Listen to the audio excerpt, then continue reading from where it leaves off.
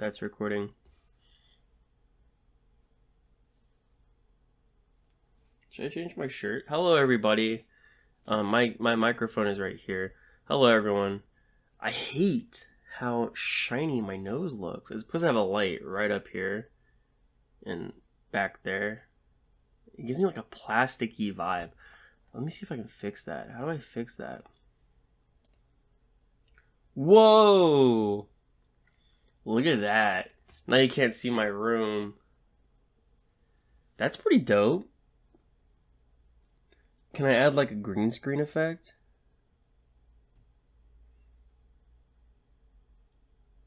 I don't like this. I don't care about my room. Oh, okay. It looks blurry. Can I add a background? Uh-oh. You didn't see that. Alright, I'm just gonna have to live with it. I have a shiny nose. It is. Uh-oh. It froze. It is what it is. Hello everybody. This is ThoroughChurro. Today is a little bit of a special occasion. I'm doing something on camera. I wanted to show off because I'm a movie nerd. Everybody does this, you know. I'm not new. This is not new. I'm not breaking the mold doing this. But I wanted to throw my hat in my movie collection, showing off my movie collection because it's just fun talking about movies. This is gonna be a long fucking video because I have a lot. I have about over a shit ton of movies, and I wanted to talk about them as I go.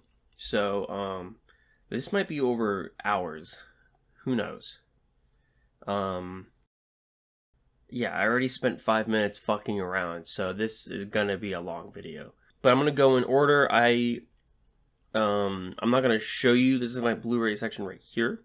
I'm gonna do the Criterions first because they're special. They're Criterion. And then I have some like Arrow video. I have like one Vinegar Syndrome. I think I have two Arrow videos. Not Arrow. Arrow videos. My apologies. Yeah, I have two Arrow videos. One Vinegar Syndrome. Do I have any other specialty Blu-rays? I don't think so. Got a couple 4Ks. I've been trying to upgrade my 4K collection. But yeah, let's just start, I guess. I don't know how I'm doing this. Alright, I'm back. I got my Blu-rays right here. It's just gonna be a catastrophe. But let's start off with my first Criterion, 12 Angry Men. It's directed by Sidney Lumet. Where's the camera? Maybe I should tilt the camera downwards a little bit. How do I do that? Oh, it's bright now. Oh shit, you can see my mess. I'm moving things in my room right now, trying to get my projector shit set up. So there's cords everywhere. I apologize. 12 Angry Men, directed by Sidney Lumet. Great film. All my Blu-rays are great. If you can't tell, you can't because we just started. This is the Criterion of it. Love the packaging. I love how everybody's red except for the first guy. The first guy's yellow. It's very thematically purposeful. Yeah, this is Lumet in the 50s, 1950s. The director known for like classics like Network, Dog Day Afternoon. Obviously this one.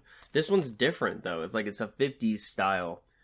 His later films do not feel like the 50s. It's obviously of its time. But yeah, I love Lumet. Great film.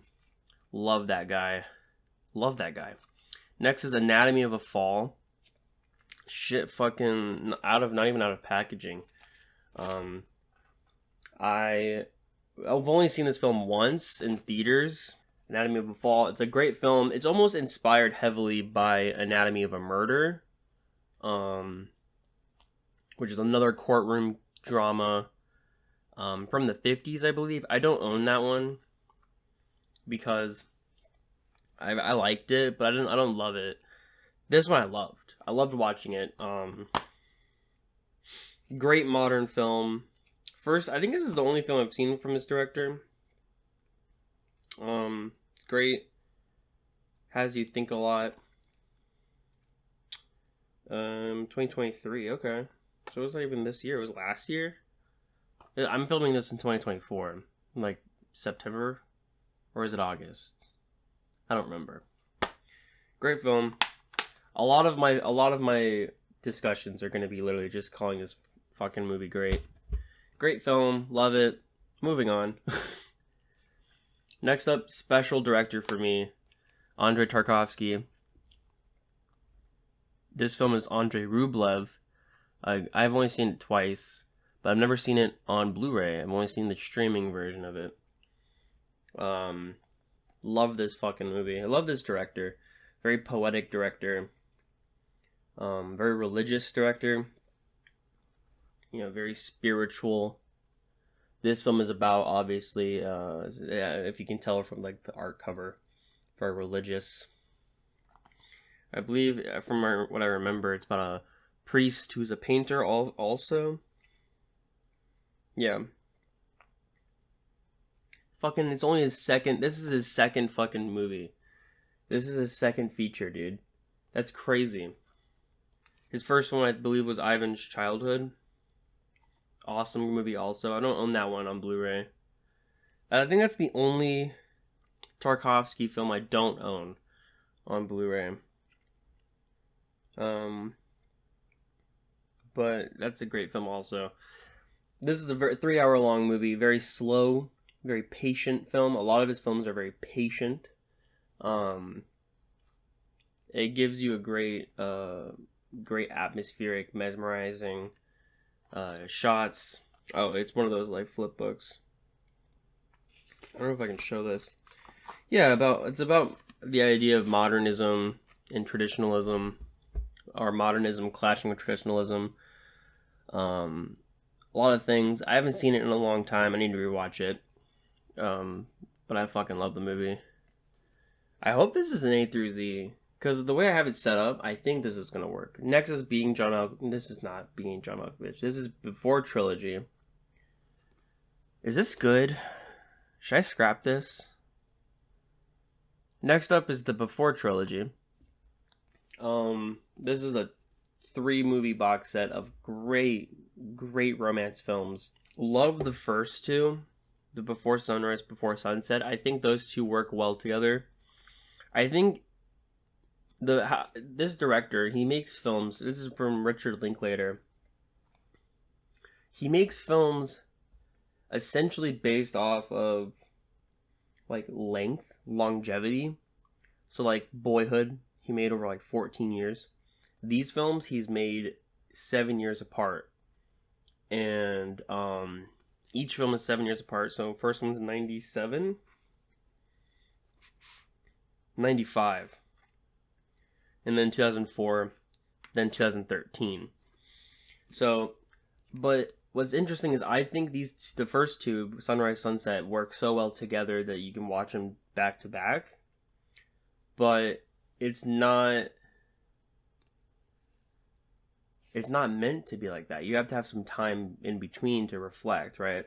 Because that's what the characters do. They reflect, then they come back to each other. Do you even know what this movie's about? It's about a romance between two people that meet on a train, and they fall in love with each other over a day as they kind of get to know each other. And then when the subsequent films show them 7 years later, then 7 years later again. Yeah, it's over the course of 2 decades in real time. So, I mean, that's what's so fucking cool about filmmaking, is that there's so many aspects you can do with like longevity, length, and like storytelling. It's so interesting. Yeah, I love the Before Trilogy. Richard Linklater is very interesting. I don't think I have anything else to say about that. Next is Being John Malkovich from Spike Jonze. I love Spike Jonze. Spike Jonze directed my favorite movie of all time. We will get to that later. But this is Being John Malkovich. Very interesting, weird movie about fucking a dude turning into another dude. I don't even want to spoil it for you. It's just fascinating. It's about understanding yourself. It's about manipulation. I love movies that have manipulation in it. I love a manipulation film, you know? Fucking manipulate me, man. Manipulate me. Being John Malkovich is how do I don't know. It's a weird movie. I love it. It's really great. It has great characters that are obviously not good. I love flawed characters. I think I talk about both manipulation and flawed characters in my Challengers review. It just makes the film more interesting when characters are like not good. They're not good people. And a lot of I don't even think I've talked about Charlie Kaufman yet. Charlie Kaufman wrote this film. Fucking amazing guy. He he always makes humane characters, like human characters, you know, like people that are flawed, like real life people. And I love that it does that. Like, he just knows how to write. Charlie Kaufman, he knows how to write an interesting, weird, and out there movie, but also he knows how to like develop it. Excuse me. He knows how to develop the movie in a very satisfying way. Like, the concept of this film is so it's so interesting, but it has a satisfying conclusion, and it's just interesting. Next is my sex movie, Blue is the Warmest Color. There's sex in it. That's pretty cool. It's a great... I've only seen it once. It's a really interesting love story between two women. From what I know, it's... Oh, it was I think it premiered at Cannes Film Festival. But it's very sexual. Extremely sexual. And I think that it does the characters interestingly.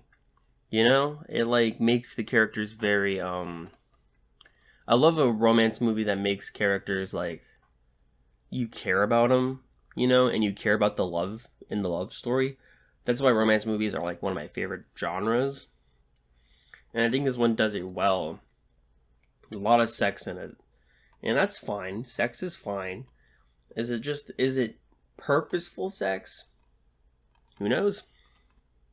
I mean, that's up for you to decide. But I like the movie. Next is Brazil. He from Brazil. I love this movie. I don't know if me flipping it...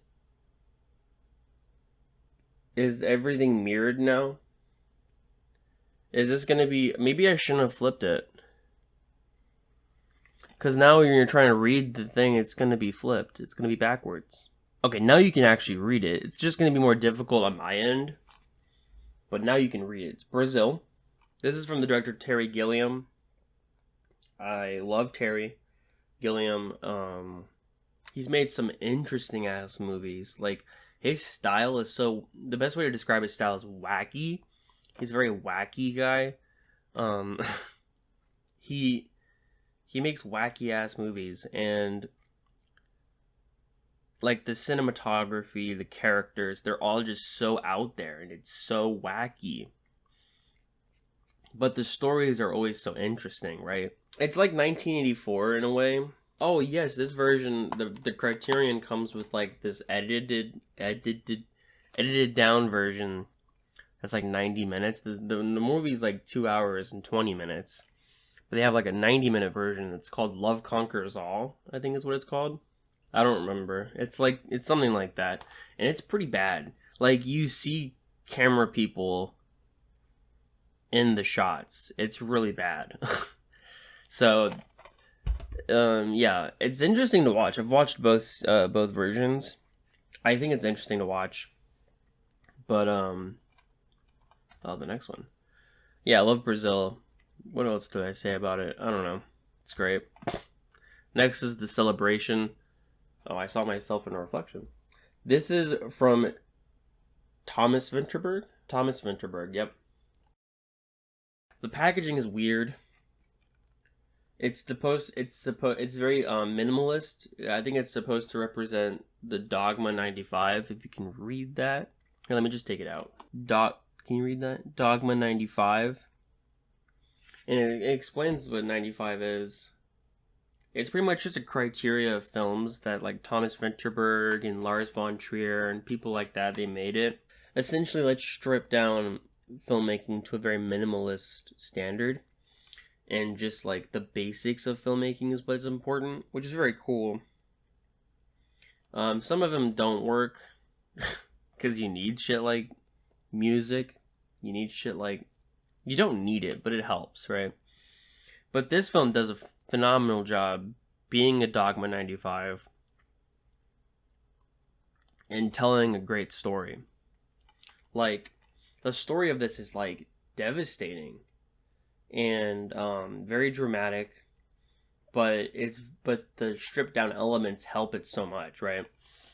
Like, there's no real music, there's no like real special effects. It's just the characters, and it's the characters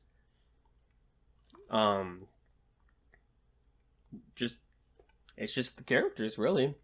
It's about a celebration where a family comes to celebrate a celebration. And you learn something as the film goes on. You learn a lot about what is happening or what has happened in the background. And straight up, it's heart-wrenching, you know? It's like, Jesus Christ. Next is one of my favorite movies of all time, Come and See. Love this movie. Best anti-war film, I think, of all time.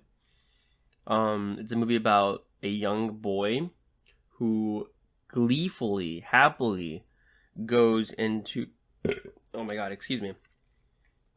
With pride and joy, goes into the military battalion for the Belarusian army. And as the film goes on, he essentially gets teleported to hell. Metaphorically, he gets teleported to hell. He goes into war, and he learns a lot about what true war is, and it's chaos. It's chaos, it's nightmarish, it's hell. And what I love about the film is that this main character never fires a single bullet until the very end. And I don't know if that's a spoiler, but it's very meaningful. It's very thematic. Because it explains, it just shows how chaotic and purposeless war is. You know? On paper, you might be like, okay, this is war. Like, I get it. Like, this guy's fighting this guy. Right? In history books. But at the end of the day, it's like... It's just chaos. When I do, as I'm talking about it, I do understand that like there's like a clear evil in this film, but there is clearly an evil acts that happen from like the Nazis, but there's a moment after like they commit. I have to spoil it to talk about it, but like I don't want to get into spoilers. Great film. Love this film. Best anti-war film ever. In my opinion. Definitely go see it. Definitely in my top 10 of all time. I don't know where it would be, but definitely check it out. My hair is a fucking mess. Love that movie. Next is called Cure. Ooh, shit. There's like no good way of showing these things. Next is Cure by Kiyoshi Kurosawa. This is the only film I've seen from this director, and I've only seen it once, but I fucking loved it. there's a new movie that just came out called Long Legs, and this film is essentially what Long Legs wanted to be, but Long Legs is so much worse. I didn't like Long Legs. But this film is very contemplative about its like elements. Is to Long Legs, it doesn't try to like actually get the audience to think about what's happening. This film is very much more slower, very much more much more contemplative. It's interesting. It's a drama about, how do I even describe it? They call it the new wave of Japanese horror. It's a horror film, spiritual horror film, like kind of like paranormal horror. But it's realistic, it's believable. And I love it. I loved it, and I can't wait to rewatch it. I want to rewatch it so badly. That's why I bought it on Blu-ray, man.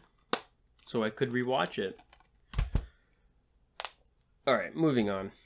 Love Cure. Next is Krzysztof Kieslowski's Decalogue. I love Krzysztof Kieslowski, one of my favorite directors. This film is not a film, it's a TV set. This aired on TV in Poland, I think. It's based off the 10 Commandments. So each episode is based off of like the 10th one of the commandments. And like, one, two, it's all in a way connected. It's thematically connected. And I've only seen everything once, but every episode is very interesting. Some work better than others. But damn, I haven't opened this thing up in years. Holy shit. Yeah, I love Krzysztof Kieslowski. Very humane director. I love how dramatic and like I love his characters. I just love the characters in his films. My favorite episode would probably be the first episode, and maybe the act of killing episode would be one of my favorites. But it's been a long time since I've watched these things. Definitely due for a rewatch. Haven't seen it in over 5 years. Maybe 5 years. When did this thing when was the copyright? 2016. So maybe like 2018. So it's been years. Love Krzysztof Kieslowski. We're going to talk more about him further down. I'm still in the first section of my Criterion Blu-rays. I have 3 more sections. I'm still in section 1 out of 4. And I'm about 32 minutes into this video.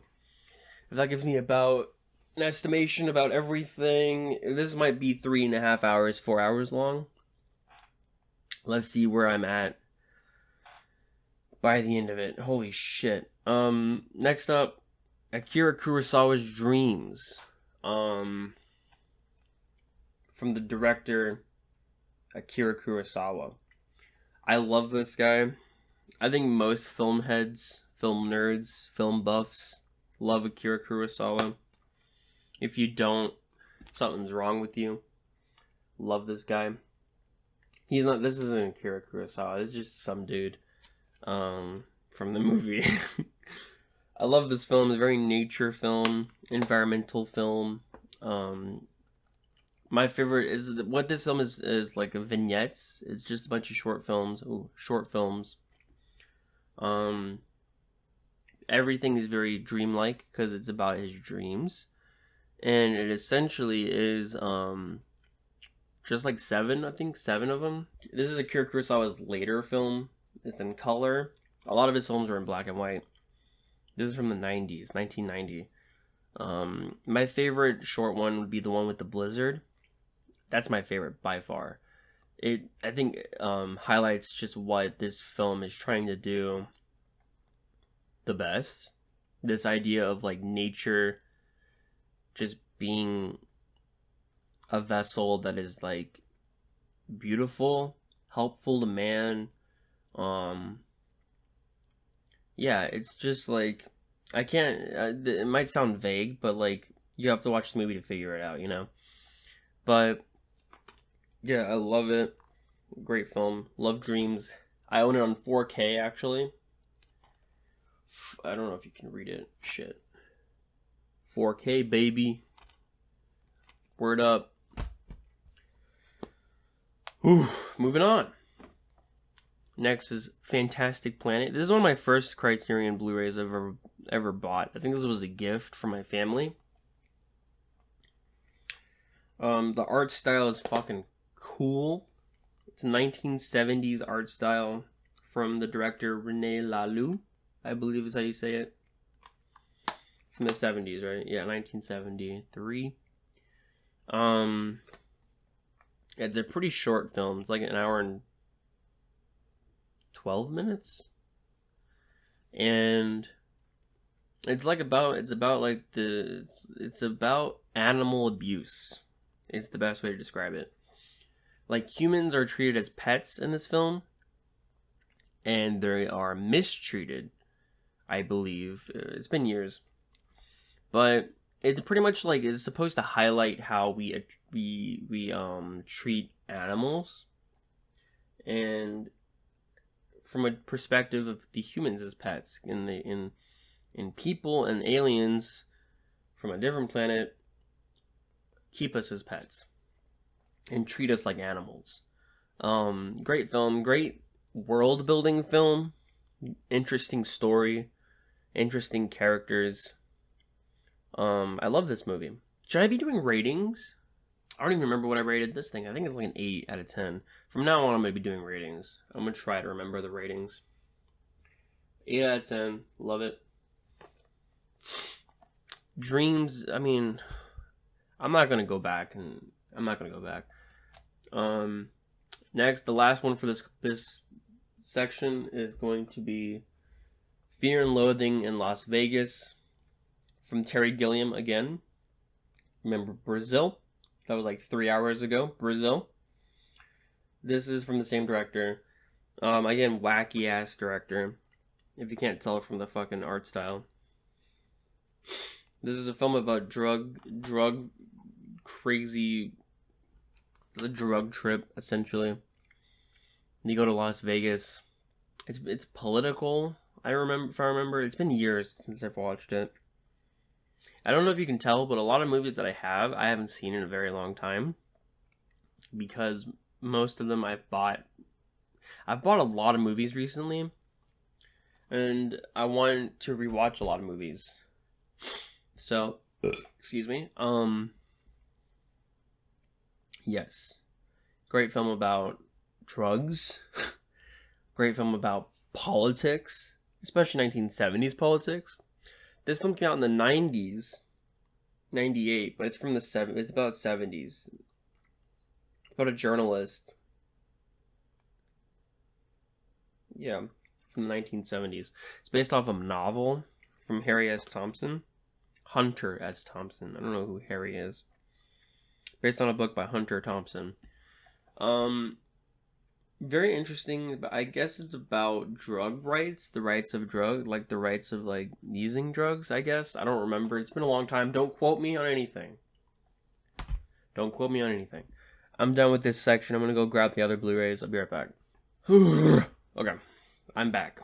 I am back with my next section of Blu-rays from Criterion.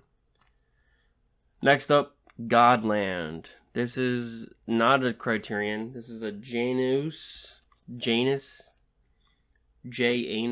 contemporary. Is it even in here? Yeah, it is. It's a Criterion Channel original, I believe. I love the Criterion Channel. I've seen this film before. It is about a priest who goes mad, I believe. I don't know if that's a spoiler. It's about a priest who takes pictures, and you kind of learn his life through pictures. Very interesting film. Icelandic film. It's in Icelandic and Danish with English subtitles. Interesting. Yeah, I loved it the first time I watched it. 8 out of 10. Did I give the review rating for Fear and Loathing? I think that's an 8 also. Yeah, this is an 8 for me also, I believe. I loved it. Need to rewatch it though. Oh shit. Graduation. This was like a blind buy. I bought this years ago. I said oh shit because I forgot I even owned this film. It's a good movie. I've only seen it once though. It's definitely let me give you a close up of it. Look at that bad boy. It's about a dad.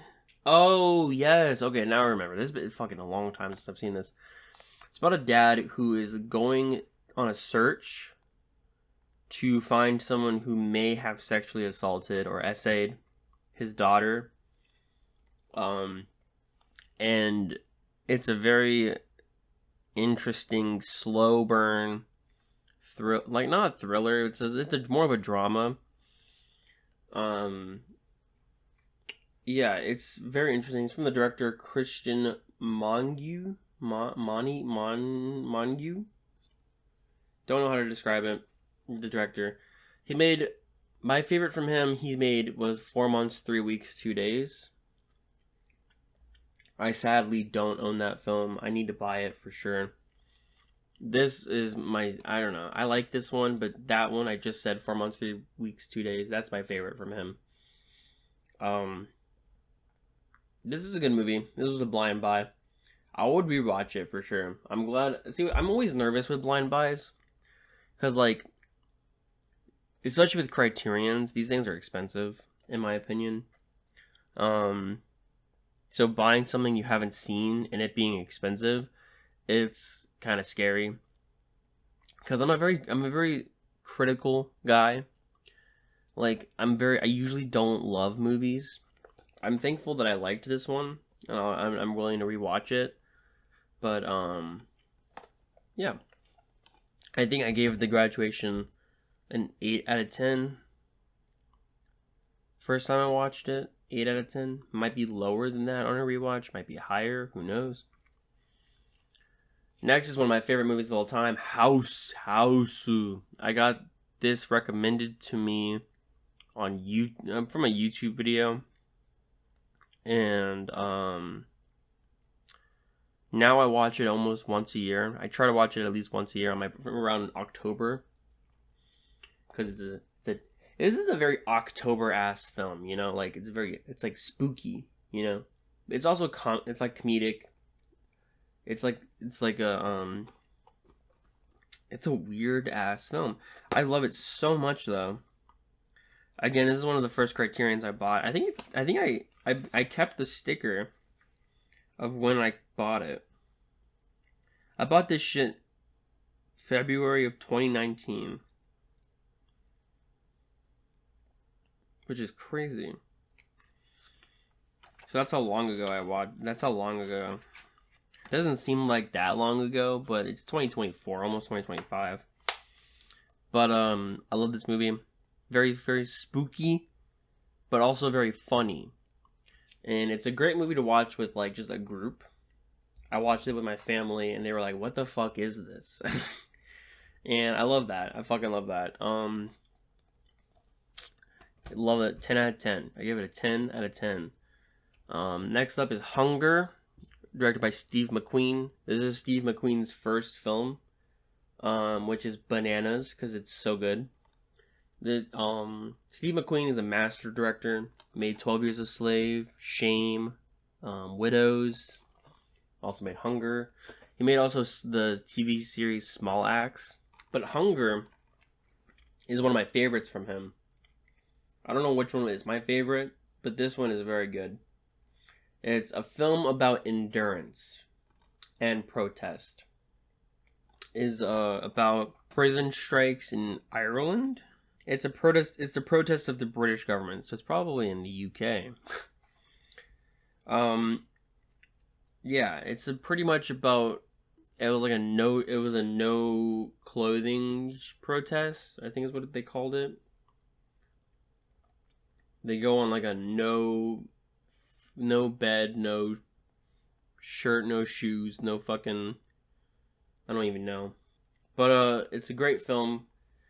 Very brutal. Like, they treat the inmates like shit. And it's brutal. They beat the shit out of the inmates. And, I love it. It's very hard to watch. And it has one of the best endings. Which is why I bring up Endurance. The movie has a lot of long takes in it. Like, one take they have is just, like, I think 12 minutes long. Or, like, 14 minutes long. Which is... which is absurd. But, a big theme of this is endurance. And I'm going to keep repeating that. Because I loved it. And, yeah, I give this a 9 out of 10, I believe. If I remember correctly. Great film. Love it. Next up is a film called Haxan, or Witch. This is a 1920s film. Directed by Benjamin Christensen. I've never watched it. I tried to watch it. Okay. So, this was a blind buy, and this is why I'm nervous about blind buys. Because I watched it, I didn't love it. I didn't like it. I don't even think I like it. It's interesting. It has great visuals. But I was so intrigued to watch this because of the visuals. But the score that this film comes with is so out of pocket. It's so out of place. I don't even know if out of pocket is the right term. I don't like the score at all that they chose for the film. It's just this like 1920 ass score that has a bunch of bullshit. It's like it's showing demonic shit and it's like doot doot boop boop boop boop. And I'm like, what the fuck? Yeah, like the way they describe it, it's grave robbing, torture, possessed nuns, and a satanic Sabbath. It's like the score for that needs to be so different than what they did. Maybe it comes with different scores, but I did not enjoy the scoring that they did with it, and it ruined the film for me. And I turned it off about 40 minutes into it, because I just couldn't get into it. Another film that I wish I bought on Blu-ray. I might show it off because it's my first Criterion ever, but it's a DVD. It's not Blu-ray. Fuck it. Let's just show it off right now. It's right here. The Passion of Joan of Arc. This is my first Criterion I've ever bought. It's a DVD though. It's huge. It's big. It's bulky. I fucking love it. It's an amazing film. I rewatched it, and it's a phenomenal. And the scoring. This is another 1920s film. The scoring in this one works so beautifully. Like the scoring they have just on the main version of it works so beautifully with the film. And the Haxan I don't have a rating for because I've never finished it. This one is one of my favorites. I love it. I think that the cinematography and direction is so interesting. The way I describe this film is that it's an old movie. It's from the 1920s. But the techniques of filmmaking ring true even to this day. The basics of it all. The cinematography, the framing, the blocking, the characters, the acting. That's all going to stay the same throughout time. And this film highlights that perfectly. With very interesting framing of how they frame the scenes. They'll like show people... It just shows it in such an interesting way, and I loved it. Great music to it. Great characters. 9 out of 10. I gave it a 9 out of 10. Love it. I can't wait to upgrade it to Blu-ray. I just have not gotten to it. I've gotten around to it. Haxan, not as good. Next up is I Am Cuba. I have not seen this yet. This is a Blu-ray. This is a 4K of I Am Cuba. Haven't seen it yet. I'm going to because I think Gaspar Noé. Love that director. He essentially like did a closet pick for the Criterion, and they talked about I Am Cuba, and I was like, maybe I should watch it. And then it was like hard to find, but then the Criterion dropped a copy of it, and so I was like, of course I'm gonna get it. So I Am Cuba, known for having a great. There's a scene that's like very memorable. I've never seen it, so I don't know what scene they're talking about. But there's like a scene I've seen film like YouTube talk about. I don't know. I think it's about protest. I think it's about protest, which sounds pretty cool. So yeah. Next up, In the Mood for Love, 4K version. I just flashed my hand, but look at that, 4K baby. Love the 4K. In the Mood for Love, great film. Very moody film. It's very moody. Very much the music kind of like works with it really well. I will say the music is a little repetitive. Very just the same thing over and over, but it works with the theme of the film. It's a film about longing, and definitely like they long for each other and they can't have each other, and so that's like the biggest point of the film. So music's really good, maybe a little repetitive, and there's a bit of repetitive scenes in general, but yeah, I think that it's still a good movie. 8 out of 10 in my opinion. 8 out of 10.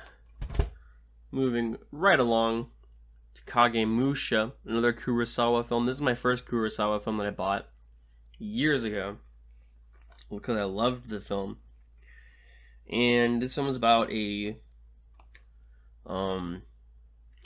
fucking dude, just a normal ass dude who like kind of like LARPs as a king. Because he looks a lot like the king, if I remember. And it's like it feels like a classic tale, right? Or from like rags to riches kind of thing. But as he gets more invested in his role as king, or as like emperor or whatever, he like the duties that he has becomes more apparent, right? Like he like falls more for this role and he becomes more like invested in it, and it's very interesting, very dreamlike, great visuals. I believe Akira Kurosawa painted by hand a lot of the visuals, like I don't know if you can see this properly. Look at that shit. Very cool. Yeah, I love it. I haven't seen it in a very long time. I bought it years ago. It's due for a rewatch. Maybe you should put it on my I have a watch list, but you know how fucked up this is? I have a watch list and I have a rewatch list. That's just beyond torture, man. I have a rewatch list, so I can never give myself a break. Next up is Marriage Story. This is a great... Oh, Kagemusha, it's I think an 8 or a 9. I didn't like bounce between that. Marriage Story. Next up, by not Jim Jarmusch. What was the guy? Noah Baumbach. This is the director, Noah Baumbach. This is my favorite from Noah Baumbach. Love this fucking movie. One of my favorite movies from 2019. A very detailed a very detailed story about divorce and the intricacies of divorce and how it just fucks everything. It's so like these characters love each other but they hate each other, and it's so interesting to watch, and it's so emotional. Oh, and I have to show I love the packaging of this because it shows the two characters. I opened it up. It shows the two characters, and then in between it, oh shit, like, oh, everything's falling apart. Oh my god. Like on one end it shows her, and on the other end it shows him, and then in the middle of it all it shows the kid. and I think that's very interesting. Like, you open it up and the kid's right in the middle of it all, and it's heavy. It's a heavy thing, and it thematically is a part of the film, and it's all in the packaging, which is very cool. I love this. Like, it has notes, the letters that they have in the movie that they talk about each other. It's just actual letters in the film. It's so fucking cool. It's just like oh, I love this movie. I love the packaging of this. This is one of my favorite Criterion packaging ever. And yeah, dope as shit. The movie is, I think, a 10 out of 10 in my brain. I'm not too sure. It's a 9 or a 10. I think I gave it a 10. 10 out of 10. Love it. Woo! Okay. I'm gonna need a break in a minute. Next is A Matter of Life and Death by Powell and Pressburger. I think this is my favorite from Powell and Pressburger. This is the first one I watched from them. And it's a Technicolor spectacle. It's beautiful to look at. And it's just Technicolor beauty. My chair is squeaking. It's about a guy who dies, but he doesn't die. And there's a heaven in this movie. And they're like, where's this guy? And they're like, oh shit, there's a problem. We forgot to find this guy. And he was given a second chance on living. And essentially it's just about him, like, having a second chance, I guess. But, like, heaven is trying to get him. And it's very interesting, very beautiful, very dreamlike. It's great. Love it. I think I gave it an 8 out of 10. A lot of 8 out of 10s in my mind. Next up, Memories of Murder. Memories of Murder from Bong Joon-ho. If you can fucking see it. I don't really like the image that they chose for this film. Damn. I wish they did something more, like, different. But it's still a phenomenal film about police brutality, how incompetent police can be. Well, in this story, these police officers are just fucking incompetent as hell. But it's still fascinating to watch. It's funny at times. It's very serious at times. And damn, it's only this is his second film apparently. Yeah, that's crazy. I love it. I think his other films that he's made later, like Parasite, are better in my mind, in my opinion. But I love this film regardless. This is a Bong Joon-ho classic. People consider this a South Korean classic. So, phenomenal film. Love it to death. Love it to pieces. Love it to pieces. 8 out of 10 in my mind. 8 or a 9. I don't remember. Next one. This is a bulky ass thing. This is another Andrei Tarkovsky film. Mirror by Andrei Tarkovsky. I just recently rewatched it because it was on my mind, and the Criterion like set out a criterion for it, so I was like, why not? This is definitely his most experimental, and he's a very experimental director. He's as art house, very poetic. I said that before. Patient and poetic is how you describe Tarkovsky. This is definitely his most experimental. I like it a lot. It's about his life. I think it's about Andrei Tarkovsky's life. It's about a woman and her life. I'm trying to remember it. It's very weird. It's very hard to explain. It's a very hard to explain film. You just kind of have to watch it. This is definitely not the first Tarkovsky to watch. This is definitely the one you need to watch later in his career. Because it's just kind of like, it's just strange, but it's still very good. I give it like an 8 out of 10. It's kind of like on the lower side of how I give Tarkovsky films, is like an 8. Andrei Rublev I gave a 9, but it could go up if I rewatch it. I don't know. Moving on. Next is Mulholland Drive. Mulholland, David Lynch film. I think this is the only Lynch film I own. I don't own Eraserhead. I want to, but I want to own Eraserhead and I want Elephant Man, but I don't have those. So, alas, Mulholland Drive. A film about Hollywood. It kind of makes fun of Hollywood. There's a lesbian stuff in this film, which is pretty cool. The fuck? I'm getting tired. So I need to cut that. Yeah. There's shit on my packaging. What the fuck? It's a good film. It's very, like most Lynch films, it's very weird and dreamlike. It has a really cool third act, if I remember. I love when the dreamlike stuff starts to happen near the end. It's very cool. I love it.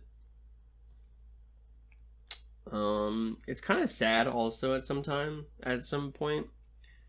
But yeah, I need to rewatch it. It's been years since I've seen it. I need to rewatch it. Next up, I think it's called Pale Flower. I've never seen this film. This is a blind buy. I bought it for $1, which has made me feel a little bit better because it was only $1. It was like $1.70. Yeah, 1960s. I don't think I've seen anything from this director. I think another film from this director is called Double Suicide. Never seen it. Apparently it's part of the Japanese new waves of cinema. So I'm interested to see it. It looks interesting. It looks very interesting. Like the shot down here looks very cool. I'm excited to watch it. So, hell yeah. Last one for this section. I'm an hour in. Paths of Glory. Stanley Kubrick. I think this is the only Stanley Kubrick I own that's in the Criterion collection. I own a fuck ton of Kubrick, but like not on the Criterion. This is a very interesting 57. This is an interesting Kubrick era. 50s Kubrick is very different than 80s Kubrick. 80s, I mean, not even 80s, 60s. 69, I think, is when 2001 A Space Odyssey came out. And that's just different. It's just different. He built different. This is more like a standard film. Still a very good film. Very good ending. About military war. It's very anti-war.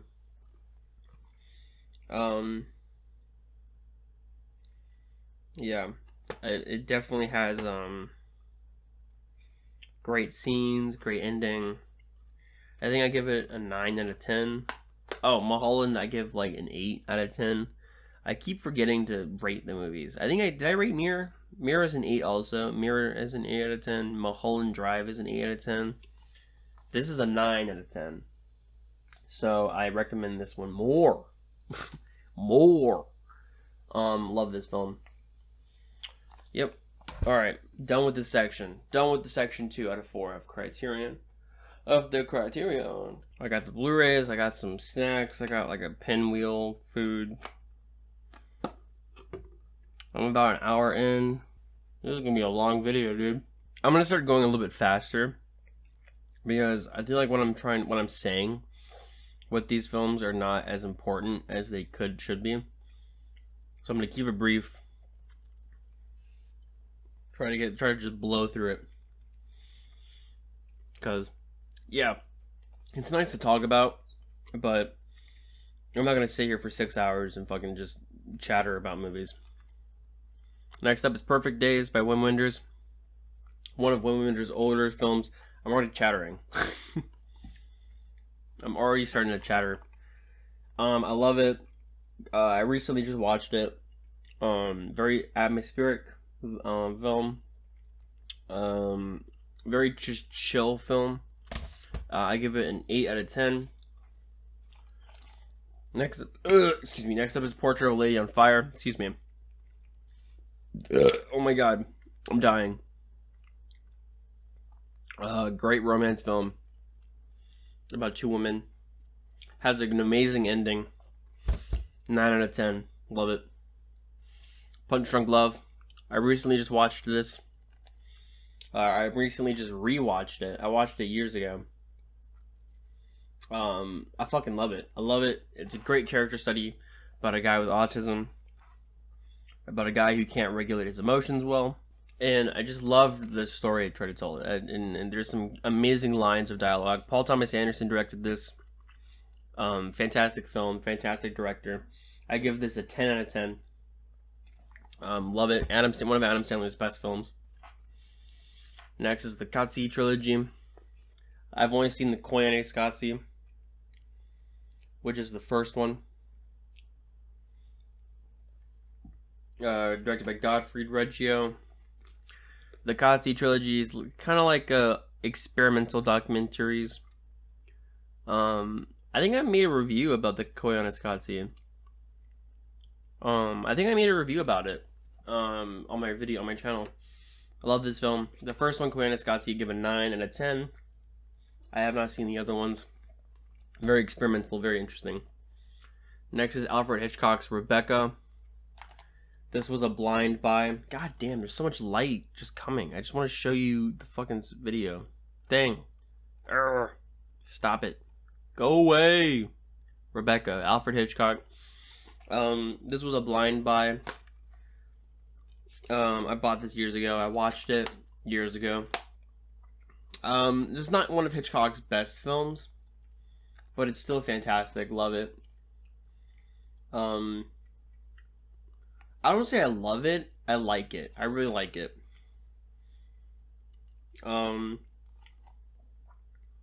Yeah, 7 out of 10. Very interesting film. About, from what I remember, murder, mystery, wealth, shit like that. Next up is The Red Shoes from, God, I hate this. I can't even show you the fucking video, the thing. The Red Shoes, directed by Powell and Pressburger. I recently just talked about A Matter of Life and Death. This is about a ballerina. Bought this in 4K, baby. 4K. 4K. I'm losing my mind. About a ballerina. I liked it. I loved it. I would say I loved it. This was a pretty great film. Very technicolor masterpiece of a film. I cannot wait to watch it in 4K though. It's just gonna look even more beautiful, I can already tell. 40s film. Technicolor dreamlike film. 8 out of 10. Love it. Next up is Revenge. Revenge. From Goetz Spielman, I believe is the director. This is a very, what's the way to describe it? Contemplative and slow film about revenge. I think it's an Austrian film. Or German. I don't remember. It is very, has a lot of slow and repetitive scenes, but it needs to, right? Because it needs it, because it definitely is about reflection, right? And I give it a 9 out of 10. It's a fantastic film. Next up is Alfonso Cuarón's Roma, a Netflix film. Definitely a fantastic film. I haven't seen this film in a long time. Need to put it on my rewatch list. Either it is or it already is on my rewatch list. I love this film. Very great drama about. I love the characters. It's like a special film for me. It was a very emotional experience when I first watched it. Great directing, great cinematography, just great everything. I believe I have this as a 10 out of 10. I love it. Next up is Todd Haynes' Safe. I just finished my review of May December, and I talked about this film. If I can get it to fucking... There we go. I talked about this film, Safe. I've seen it before. I loved it. I need to rewatch it. Great character film. Because of May December, it made me want to rewatch it more. Still haven't gotten around to rewatching it. Yeah, I love it. It's a character film about disease. 7 out of 10 from what I remember. Excuse me. It might go up to an 8. I just need to rewatch it if I can find the time. I have time to make a 6-hour video fucking dicking around and talking about my Blu-rays, but I can't find the time to rewatch Safe. Cheers.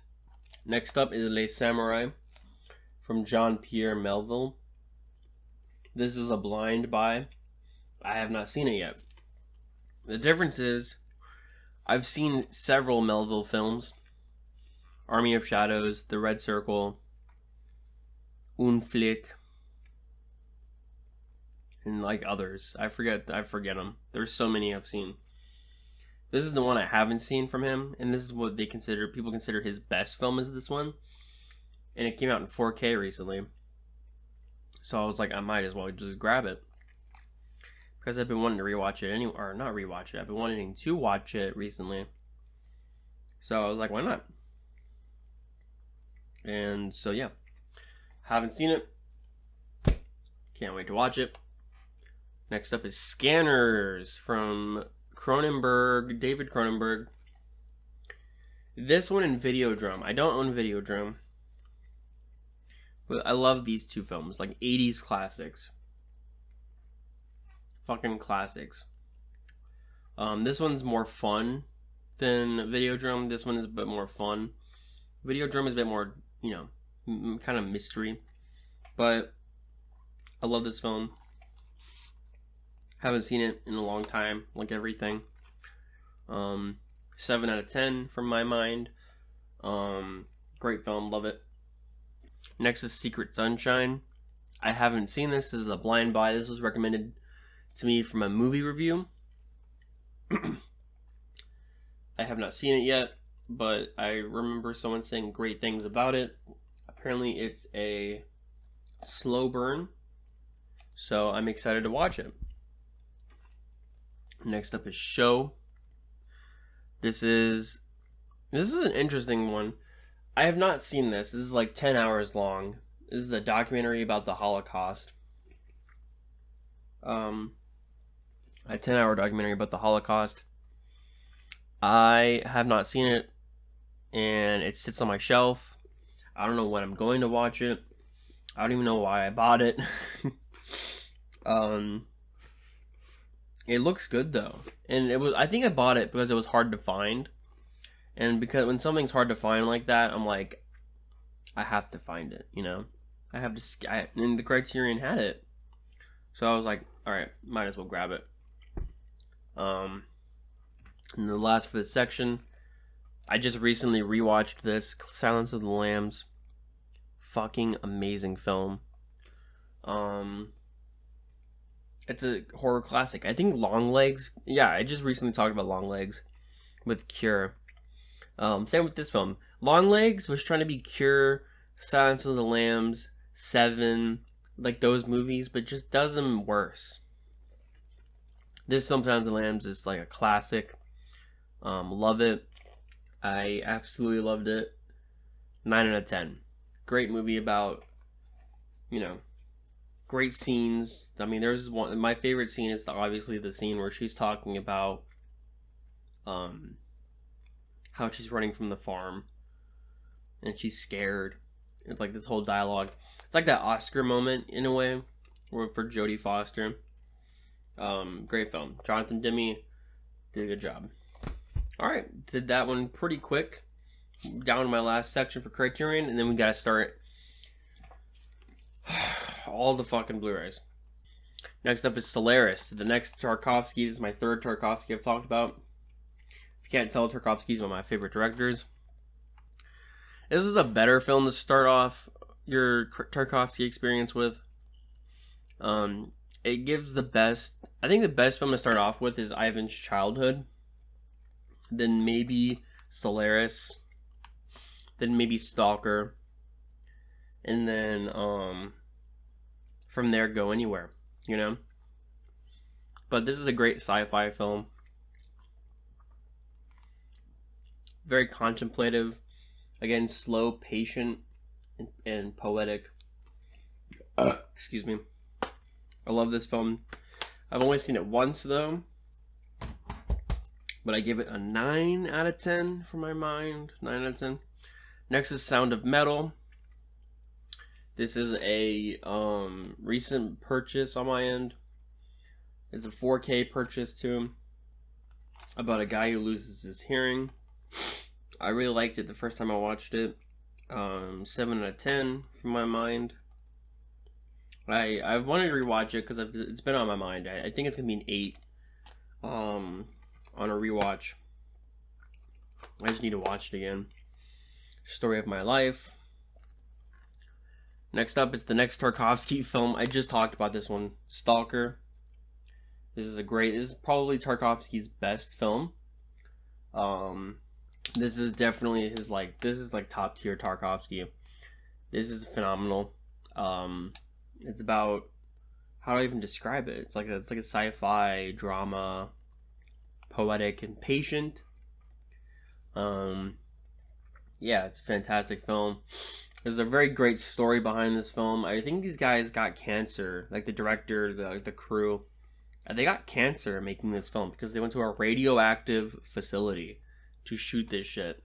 Like, it's crazy. Love it though. 10 out of 10. State of Siege. This is a blind buy. I bought this blindly with no fucking eyes. Yeah, blind buy. I really liked it. Loved it the first time I watched it. Great editing choices. Very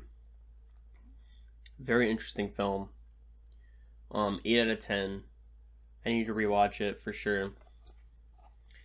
The director is a very political director. He made films like Z and the one called The Confession, I think. I haven't seen those films.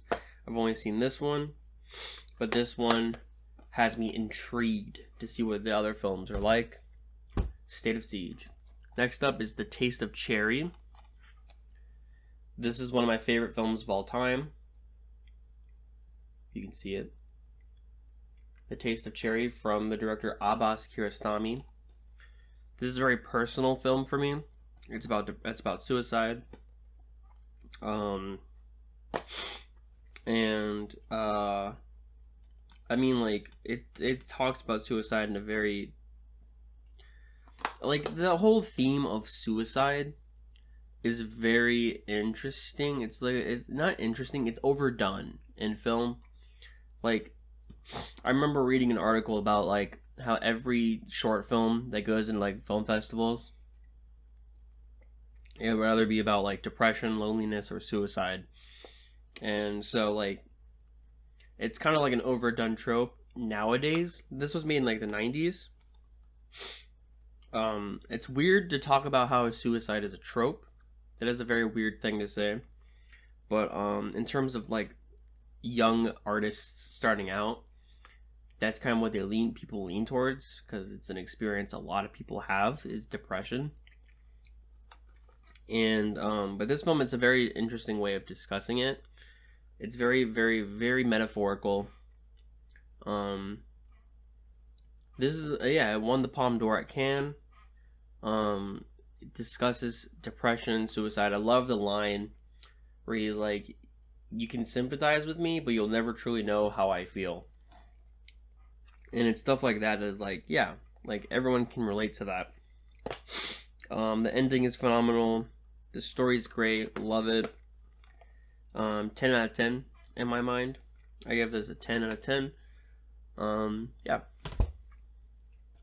Next is Krzysztof Kieslowski, The Three Colors. I remember we talked about Decalogue.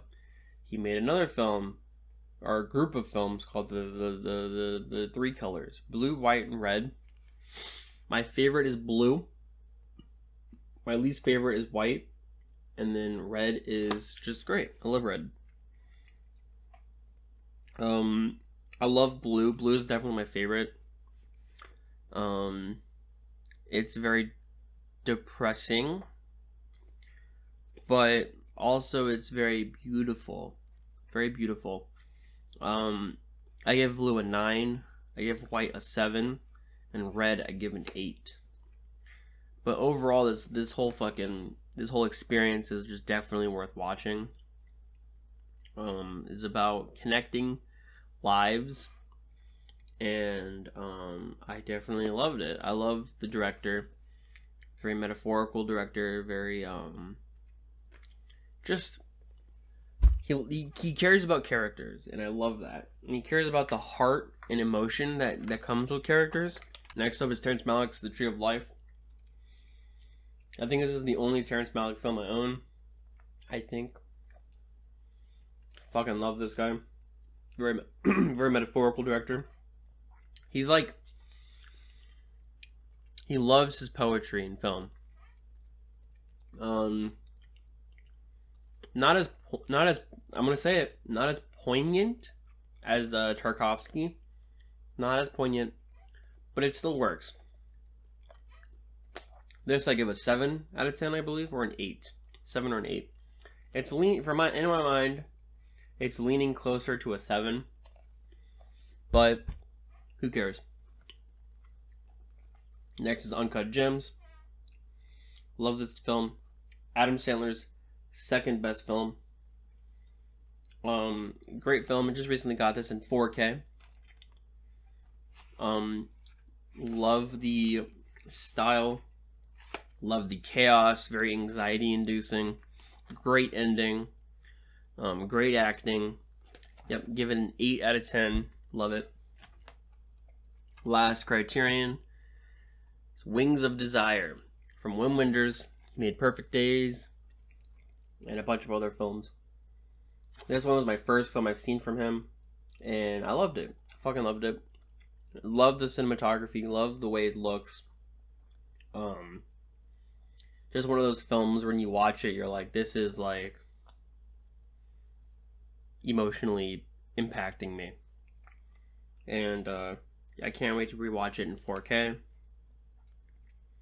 Yeah, I give this an 8 out of 10 also. We're done with Criterions. Nope. I lied. We have one more Criterion. It's a big one. It's the big boy. Every Criterion head has this one. I'm gonna grab it. It's a big boy. It is the humongous Bergman box set. Bergman, he is a prolific director, or at least was. He's dead now. He was prolific. He made films in the 40s, 50s, 60s, 70s, 80s. He made about 10 films a decade. Fuck ton of movies. And the packaging is just so cool. It's humongous. It's expensive too, but it's humongous. Yeah. I mean, Bergman, great director. He's made some misses, I'm not gonna lie. But when he hits hard. What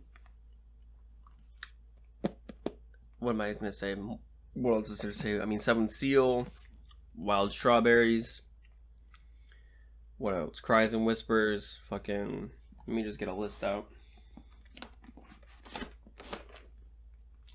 What else? Seventh Seal.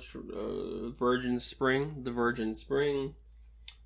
Fanny Alexander. I mean, so many amazing films are in this box set. Love this guy. Great guy. Great guy. Love this guy. And that is that for the Criterion. Love Criterion. I'm going to put these up, then I'm going to start my Blu-rays. Hey. I'm back with more movies. Try to put them over here. Again, these are all alphabetical. Alright, let's just start. Daniel Craig, 007 bullshit. I like the first one, Casino Royale. And I like Skyfall. Quantum of Solace is okay. Good films, I guess. I mean, they're good. I mean, they're all like 7 out of 10s, except for Casino. That one's like a 6 or 5. 12 Monkeys. Another Terry Gilliam. He made Fear and Loathing. He also made Brazil. He made Monty Python. He made the classic Monty Python. This is my favorite from him. 12 Monkeys is my favorite. Great story, great characters. Love the ending. Like, where he's like losing his mind almost. The main character, Bruce Willis, is what I'm talking about. 10 out of 10. Love it. 1917 in 4K. Love this movie. Great movie. This isn't really an anti-war film. This is more of like a pro-war film, which is kind of like lame. But it's a good. It's. I love the way it's shot. It's like to simulate one take. It's not one take, but it's to simulate one take. I'm out of focus. Yeah, it's great. I think I have it like an 8 out of 10 or a 7 out of 10. One of those. Love it. Good movie. Next is Stanley Kubrick's 2001: A Space Odyssey. Phenomenal film. Probably my favorite Kubrick film. Never seen it in 4K. Can't wait to watch it in 4K. I love the picture that they decided to put on the front too. Like, it's so cool. I love it. 10 out of 10. Can't wait to watch it in high definition 4K. 21 grams from Iñárritu. I forget his full name. Alejandro Iñárritu. Should say it. Yeah, Alejandro. This is my least favorite from him. Still a pretty good film. I just wish it was more impactful. 7 out of 10. Still a good movie. The Batman movies, I have all of them, all 4 of them. This is like Tim Burton's Batman, the one with Val Kilmer, George Clooney, Michael Keaton. These are classics, you know. I think I have them because my dad loves these. He loves the Indiana Jones movies. You know, I've watched these movies because of him. Yeah, they're fun. The further they go into they kind of get like kind of boring but more interesting, still kind of boring, and then what the fuck is this? Like it gets more interesting as it goes along, which is funny. People hate Batman and Robin. I think it's misunderstood, and I need to rewatch it 100%. Next is Akira in 4K. This is an anime. This is a classic. People consider this one of the most classic animes of all time. It inspired so much. It's a great movie. I love it. 8 out of 10. I need to rewatch it. Yeah, it's a great movie. Next up is Aladdin in 4K. What to say about this? I mean, it's a Disney movie. I haven't seen it. I haven't seen it. I've seen it a long time ago when I was like a child. So I consider myself not have seen it. So I can't wait to watch it in 4K. I heard it's good. Oh shit, this was heavy. This is Alien. The Alien collection has all 5 of them, 6 of them, all the way from Alien 1 to Covenant. I just recently watched Romulus, and I didn't like Romulus. It was just the characters in the environment they put themselves in was stupid. You know, I'm not a big Alien fan, but it's a fascinating franchise. So I bought it on discount too. So, yeah, Amadeus is the next one up. I love Amadeus. I used to consider this my favorite film of all time at one point. It's not anymore. Great characters, great way to introduce characters. In this film, they have great interactions. 9 out of 10 in my mind. Loved it. Next is American Beauty. It's not even taken out of the packaging yet. Good film. Loved it. I watched it only once. But what's his name? Kevin Spacey. Kind of a bad guy. Movie's a 9 out of 10 though. 9 out of 10. Next is American History X and History of Violence double feature. I bought this because I wanted this film. I didn't like this film very much. I think it's kind of like it's like the best way to describe it is an old person kind of being like, "Hey, I'm not racist, right?" And like you can kind of like look at him and go, "Yeah," but it's like still, I don't know how to describe it. It's just kind of like an old boomer way of saying, "Hey, I'm not racist." A History of Violence I've never seen, so I don't know what it's like. American History X I give a 6 out of 10. And then History of Violence, I don't know. American Hustle, this is one of the first Blu-rays I've ever bought. I've never seen it to this day, which is really funny. I probably will never see it. I've heard it's not good, even though it's nominated for 10 Oscars. Oh, and the Blu-ray's in the case is broken. That's cool. Yeah, one of my first Blu-rays. Never seen it. Probably will never watch it. I probably will in the future. But I think it's hilarious that I haven't seen it to this day. Next is American Psycho. I've been wanting to upgrade this to 4K, and I just haven't. Great film. Great film. I love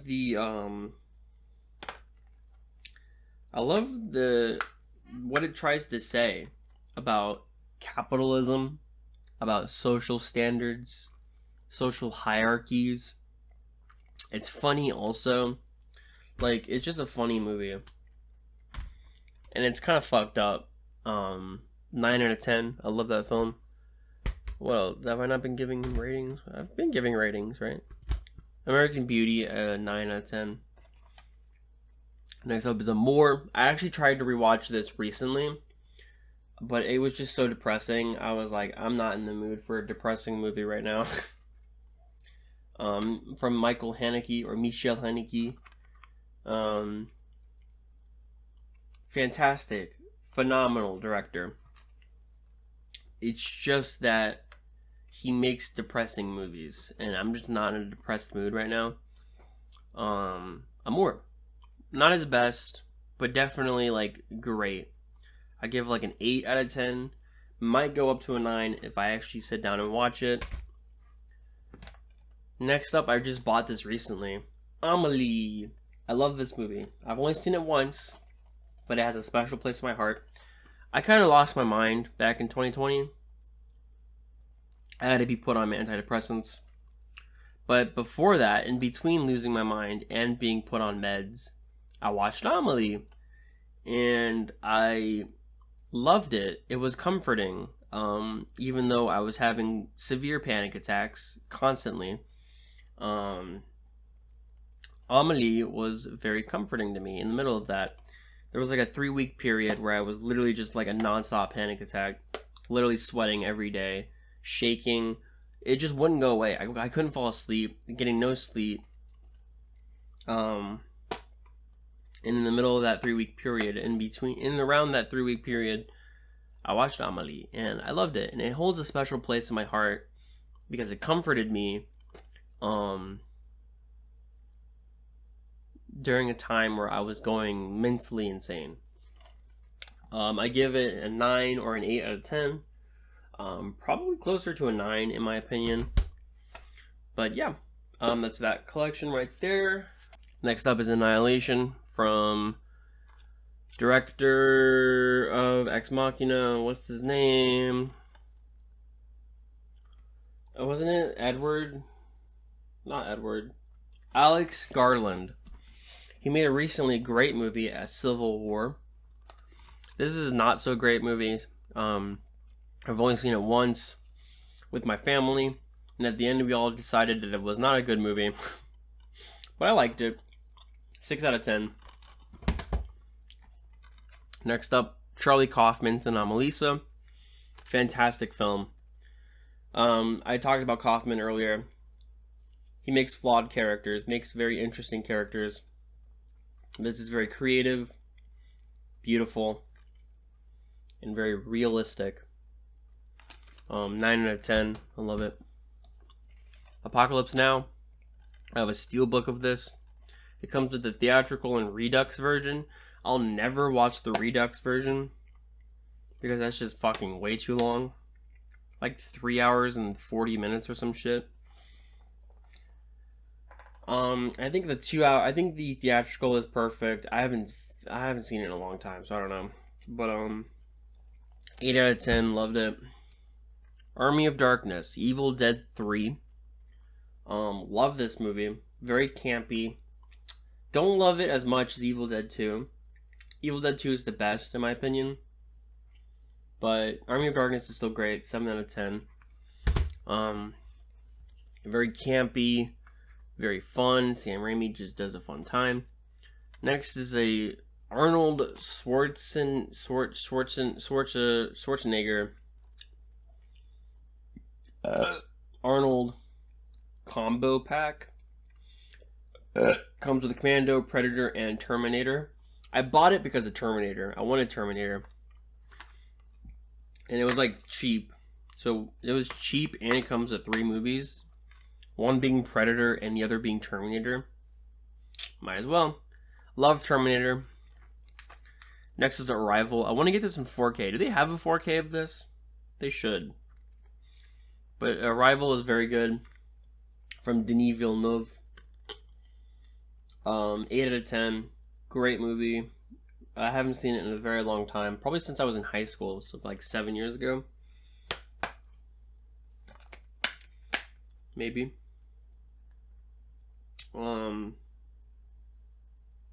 Yeah, love Denis Villeneuve.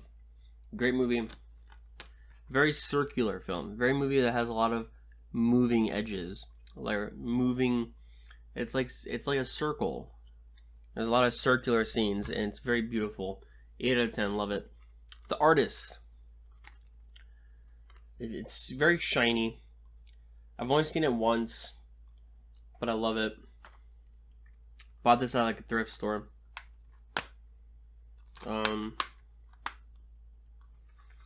Great Spanish film, but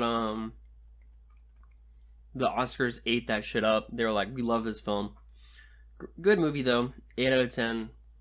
Great movie. Next up is Asteroid City from Wes Anderson. I've only seen it once, but I liked it. Definitely not Wes Anderson's best film, but it's pretty fun. It's pretty great.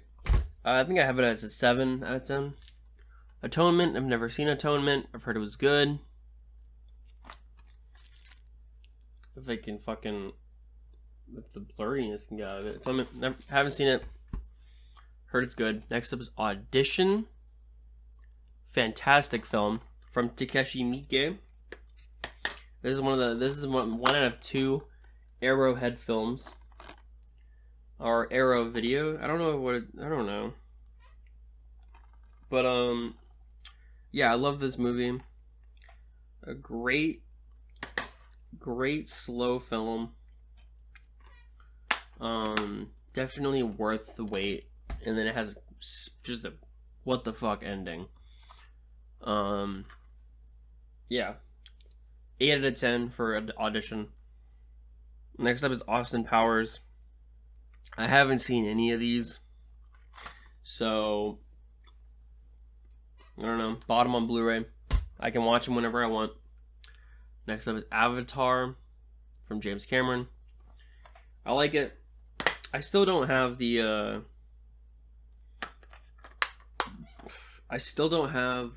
second one.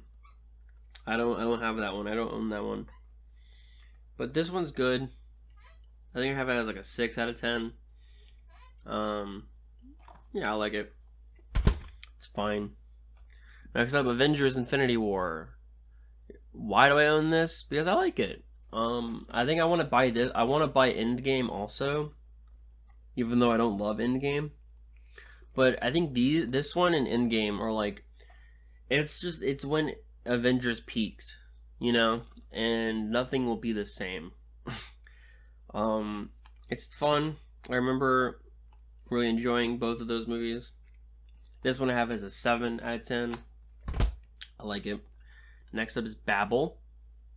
Another Iñárritu film, Alejandro Iñárritu. This is definitely better than 21 Grams, in my mind. I like the story more. It has more of... I like the story and how all the characters connect in a way. 8 out of 10. Love it. Next is Baby Driver. This is a 4K. I don't love this film enough to maybe buy a 4K of it.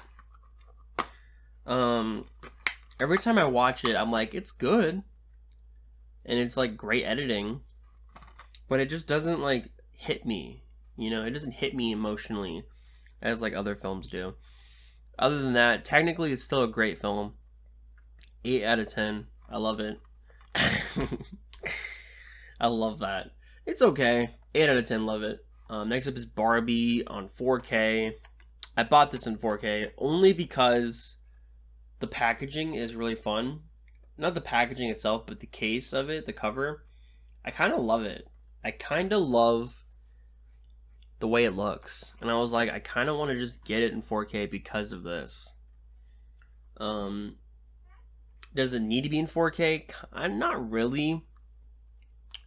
But I mean, the pinks might pop out more, you know, but you know, it's not a film that needs to be in 4K. Still loved it. 7 out of 10.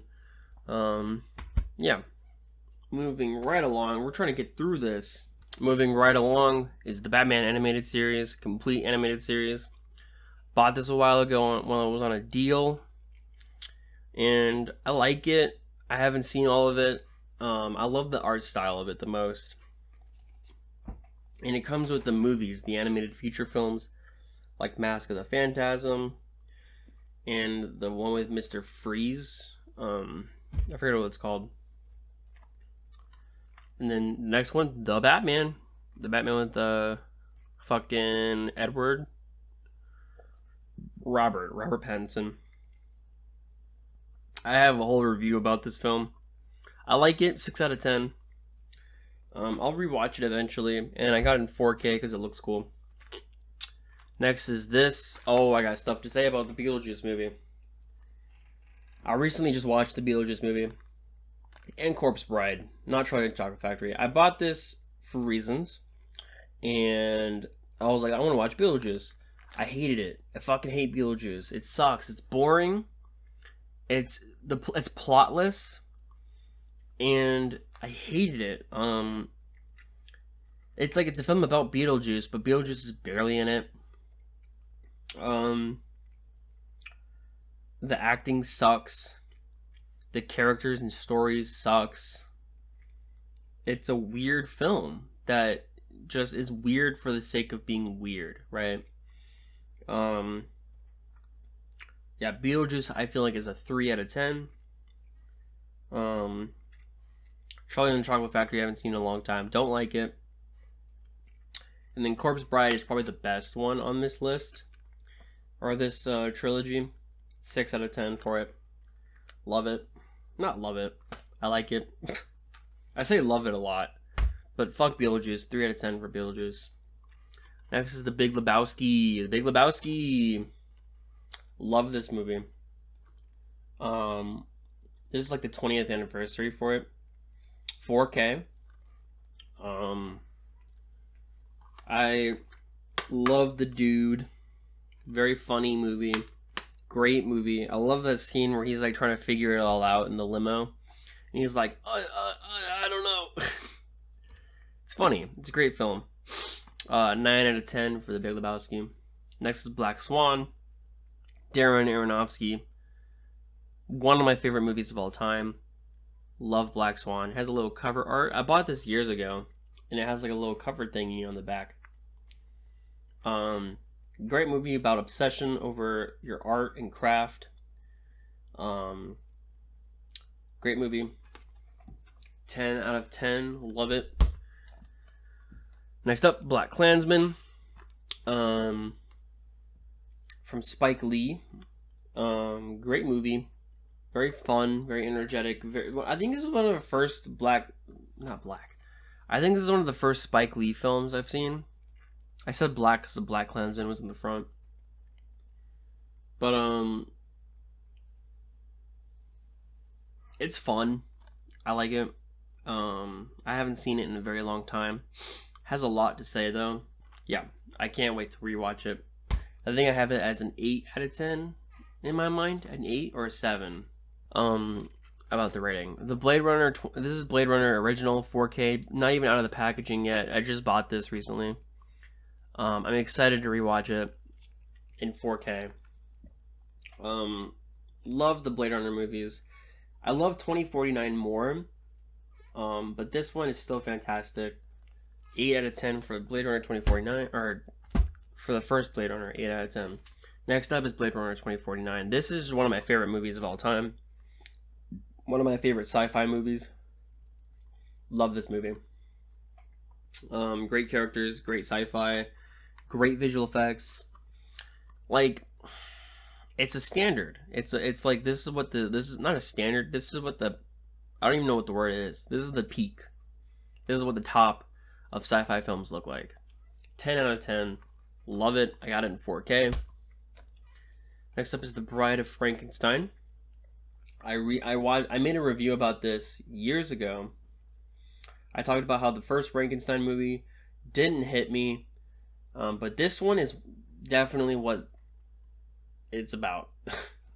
This is what the first Frankenstein movie should have been, but it does Frankenstein the first one, but better. I actually really like this movie. I remember giving it a 6 out of 10, but I think if I rewatch it, especially in 4K, I'll like it more. So I can't wait to rewatch it. Next is Brokeback Mountain.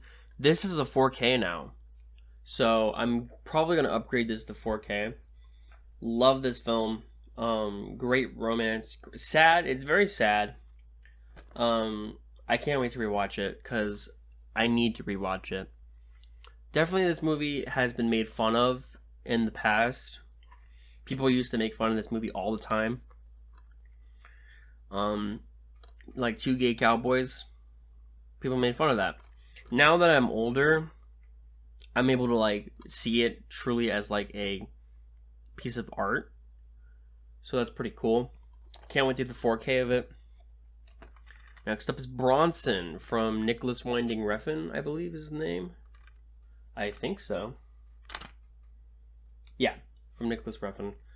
Bronson. I haven't seen this in a very, very long time. I remember really enjoying it. I can't wait to rewatch it. Tom Hardy looks crazy in this film. Based on the true story. That's crazy. But, Can't wait to rewatch it. 7 out of 10 from Bronson, from what I remember. It might be a 7, might be a 6. It's in that ballpark. Brokeback is around 7 or an 8. Then we got Burning from a director that I don't remember. Lee Chang-dong. Didn't Lee Chang-dong do Secret Sunshine? Where's that film at? Yeah! Lee Chang-dong did Secret Sunshine and he did Burning. Interesting. Okay. Interesting. Okay, so that's the okay. I have not seen Secret Sunshine, but I have seen this. I love this movie. Great drama thriller. Excited to rewatch it at some point. 9 out of 10 from what I remember. Loved it. Next up, one of my favorite movies, Call Me By Your Name. One of the best romance movies. One of the best, I mean, not even gay romance, just romance. One of the best romance movies ever made. Love this film. I recently talked about it in my Challengers review. I consider it lazy and hazy. That's how I describe it, but not in a negative way. It likes to be laid back, and it likes to just show beautiful scenes and show two characters falling in love. Love this film. 10 out of 10 in my mind. Next is Casablanca, a classic. This and Citizen Kane are considered classics. I don't love it. I don't even remember what I rated it. I think it's 7 or a 6. People love this film though. There's so many films back in the 40s that are like this though. I think it's because of Casablanca. But it's like this, Morocco, and what's that one movie called? Lucy? I think it's Ida, or not Ida. Like Lucy something. Where it's like people go to a bar in a foreign area like Morocco or in Casablanca, and they just do shit. Like 40s loved that vibe. Like 40s films.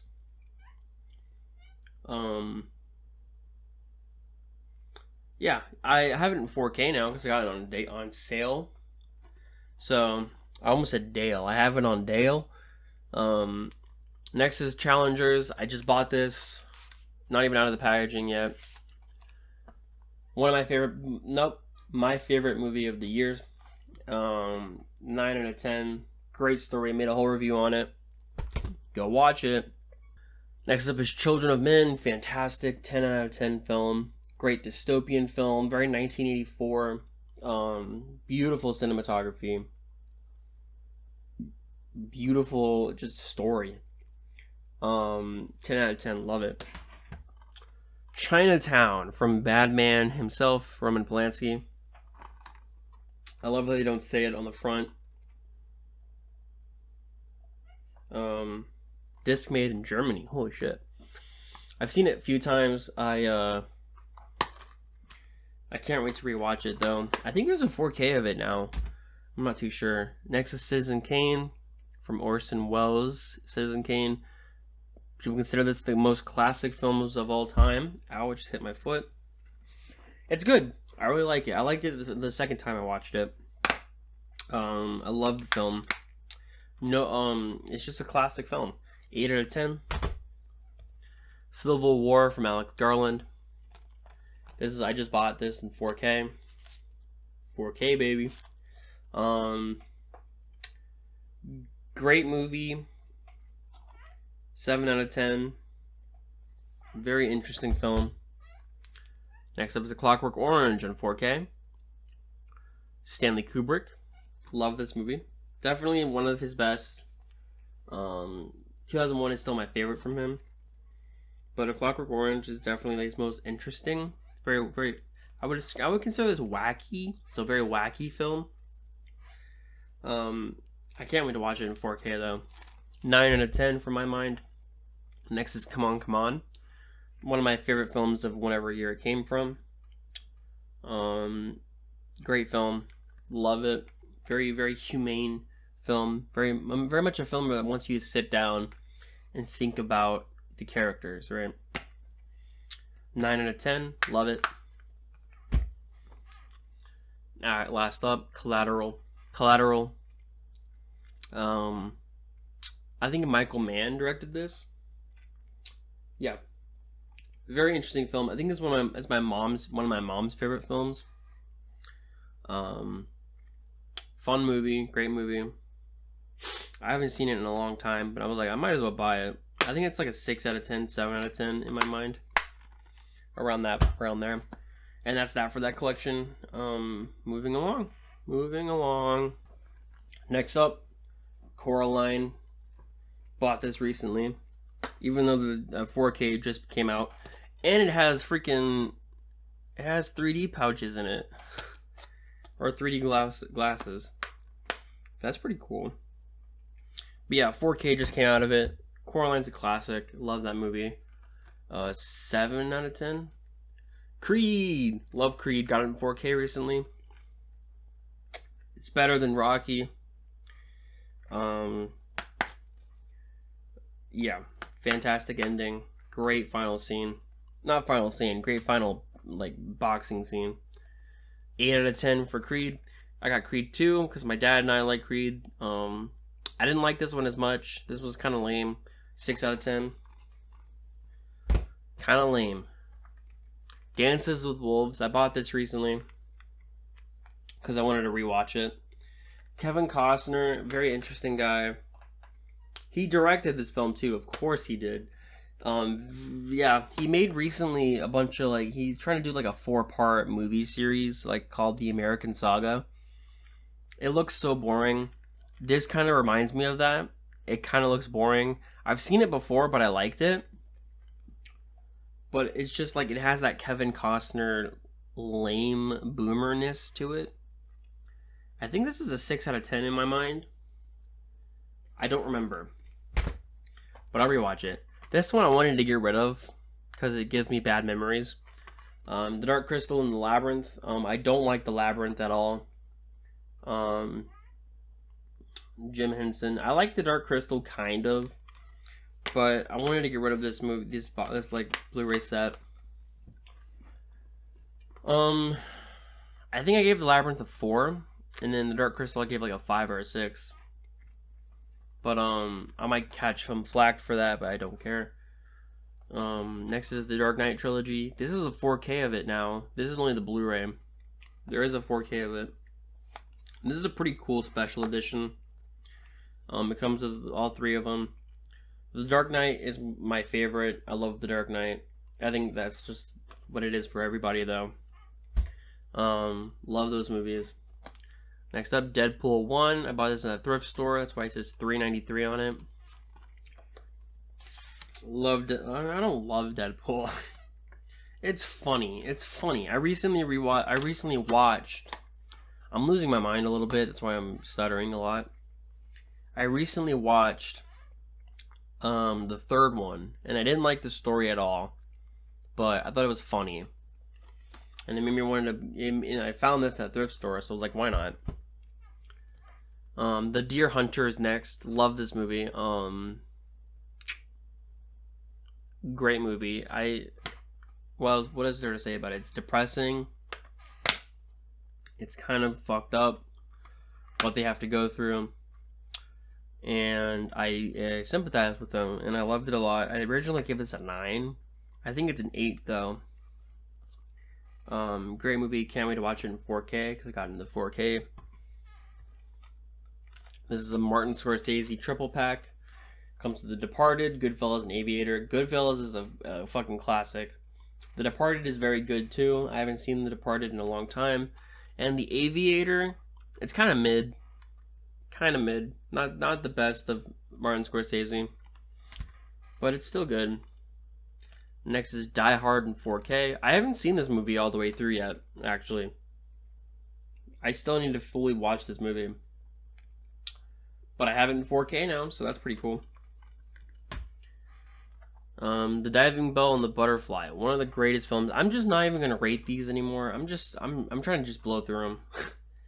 Diving Bell, the Butterfly, great movie. I'm gonna rate this one. It's, I think, a 9 out of 10. I think. I tried to watch this recently, but it was just too depressing. Yeah, I like it. Great movie. Django and Steelbook Edition, Django Unchained from Quentin Tarantino. Great fun story, great characters. What else is there to say about it? I'm fucking tired. Do the Right Thing is 4K, my favorite Spike Lee film. Great movie, great ending. Dog Day Afternoon. Remember the beginning of this fucking video? Sidney Lumet, 12 Angry Men. This is him in the 80s. Different style, different dude at that point. Fantastic film, very great, interesting film. Donnie Darko. This is my second out of 2 Arrow video films. Donnie Darko. I have it in 4K. I haven't seen Donnie Darko ever since I was a fucking teenager. Need to rewatch it. Next up, Dream Scenario. This is an interesting film. Recently just purchased this from an up-and-coming director, Christophe Borgli. He made this and another movie I have in my collection. This is a great film. Great film. I really enjoy it. It's still in the packaging too. I can't wait to rewatch it. Drive. Nicholas Winding Refn. People love this movie. I think it's okay. 7 out of 10 in my mind, but I think it's okay.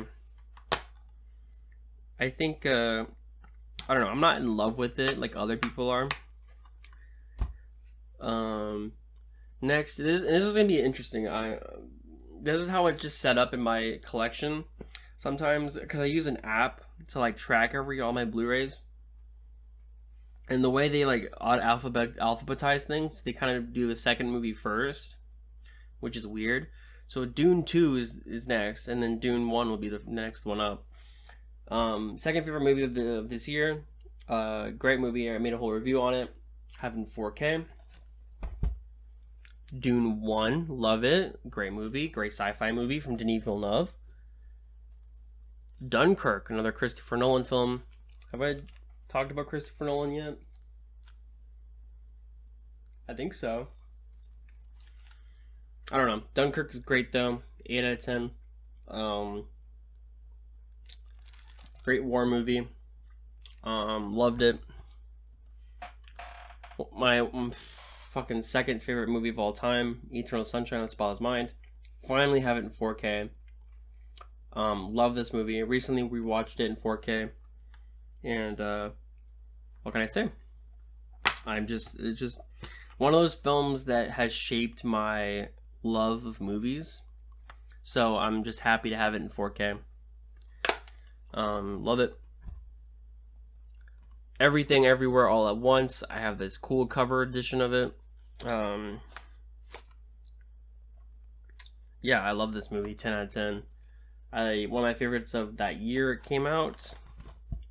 I made a review on it. Evil Dead 1 and 2 on Blu-ray. Evil Dead 2 is my favorite. Love Evil Dead 2. Evil Dead 1's okay. It's just Evil Dead 2 is just like Evil Dead 1 but better. And then Evil Dead Rise, still in the packaging. 4K. I had a whole thing about that movie where essentially I didn't like it at first, but I came to love it. I love it now. Ex Machina. It's okay. It's an okay movie. Don't love it. The Exorcist in 4K. I don't love this movie. I don't love it. It's good. I might even say it's great. Has a cool ending. Kind of boring. Don't love it. Eyes Wide Shut by Kubrick. Stanley Kubrick. This is one of his last films. I think this is his last film. By this point, he was just the master of directing. Love this movie. 8 out of 10. Love it. Next up is The Father from whoever the hell made this movie. Great movie from when it came out. It reminds me a lot of Amour, though. Did I talk about Amour? I did. I said it was depressing. This reminds me a lot of Amour. I straight up don't know how I feel about it now. I still love the movie, but I don't know if I like it more than a more. That's why I really want to watch a more, because this film reminds me a lot of that movie. Next up is The Favorite. This is my favorite from Yorgos Lanthimos.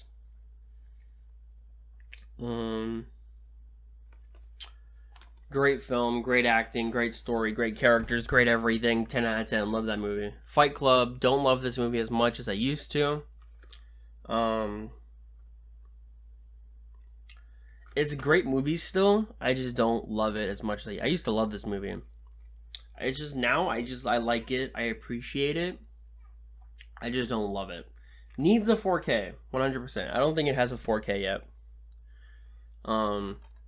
Next is Takeshi Miike's First Love. I've never seen it. Still a blind. This is a blind buy. Not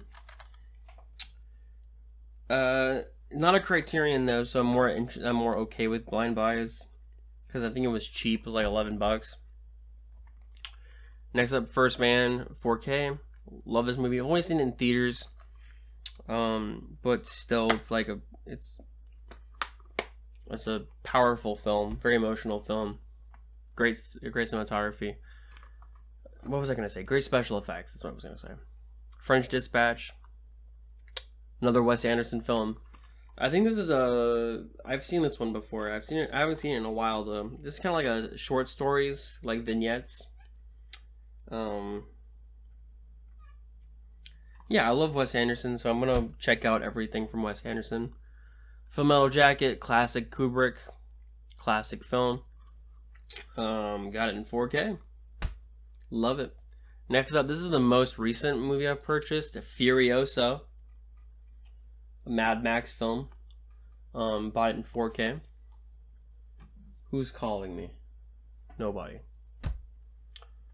After that, we have Get Out in 4K. Jordan Peele.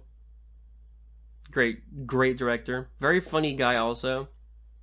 But damn, he's a good social horror director. Glad I have it in 4K. Next is another Polanski film. Polanski's The Bad Man. Don't like Polanski. But this is a film with the Ghost Rider. I remember watching it once, loving it.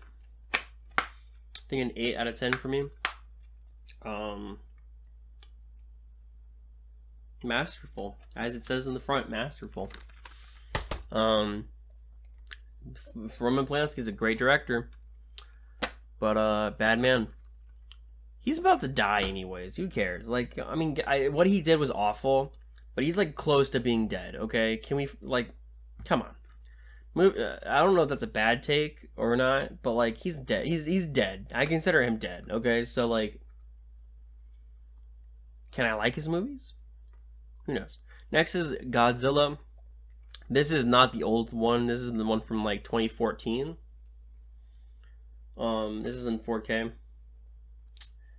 I like it. I need to rewatch it to see how I really feel about it. I loved that one scene where they were flying out of the plane. Next is Gone Girl. Love Gone Girl. Very intense film. Love the characters and how shitty they are. Flawed characters are great. And I just love the story. And then my favorite Wes Anderson film, The Grand Budapest Hotel. Best Wes Anderson film in my opinion. Yeah. What can I say about that film? It's just great characters. Really solidifies Wes Anderson and his cinematography. Love it. Alright, moving on. Next up, Green Knight in 4K. This was actually, I got the Blu-ray of it a long time ago. And the Blu-ray was a gift from my parents because I first started my movie review channel. And this was one of the first movies I reviewed. And so they gave me a Blu-ray of it as a gift. Almost to be like, hey, congratulations, we're proud of you. Which was very sweet. So that's why I talk about it. I upgraded it to 4K though. Because I wanted to get the best experience for it. But I still consider this one the gift that my parents gave me, because I love them and they're awesome. Next is Halloween by John Carpenter. Love the film. Do I love it? Love it, but do I love it? It's a good movie. 7 out of 10. It's John Carpenter. It's his classic film. Like, he's made better films for sure, but like I don't know. It's like the George Lucas thing. Like, he made a whole fucking like universe out of it. Like, I don't know. What's next? The Hateful Eight. Hateful Eight, Quentin Tarantino. Great film. People don't like this one as much as other ones. I love it. I think it's great. I love The Hateful Eight. It's a great movie. Next is Heat. Michael Mann. This is probably Michael Mann's best film. Interesting ass film. Inspired Dark Knight, like other films. Hell or High Water is the next one. This is amazing. This is actually a really good movie. I've been wanting to get the 4K of this one. But, great movie. Great film. Next one up is my favorite movie of all time. Her. It doesn't have a 4K. Crazy. Her is one of my favorite movies. It is my favorite movie of all time because it's the movie that I watched as a teenager, 13. I watched it as a 13. I'm 23 now, so like 10 years ago. And it shaped my view of film. The story, the directing, the characters, like, it shaped my view of film. And it's like, this is what I want to see in film. Is stuff like this. And so great love story, 10 out of 10, fantastic film. Next is Hereditary.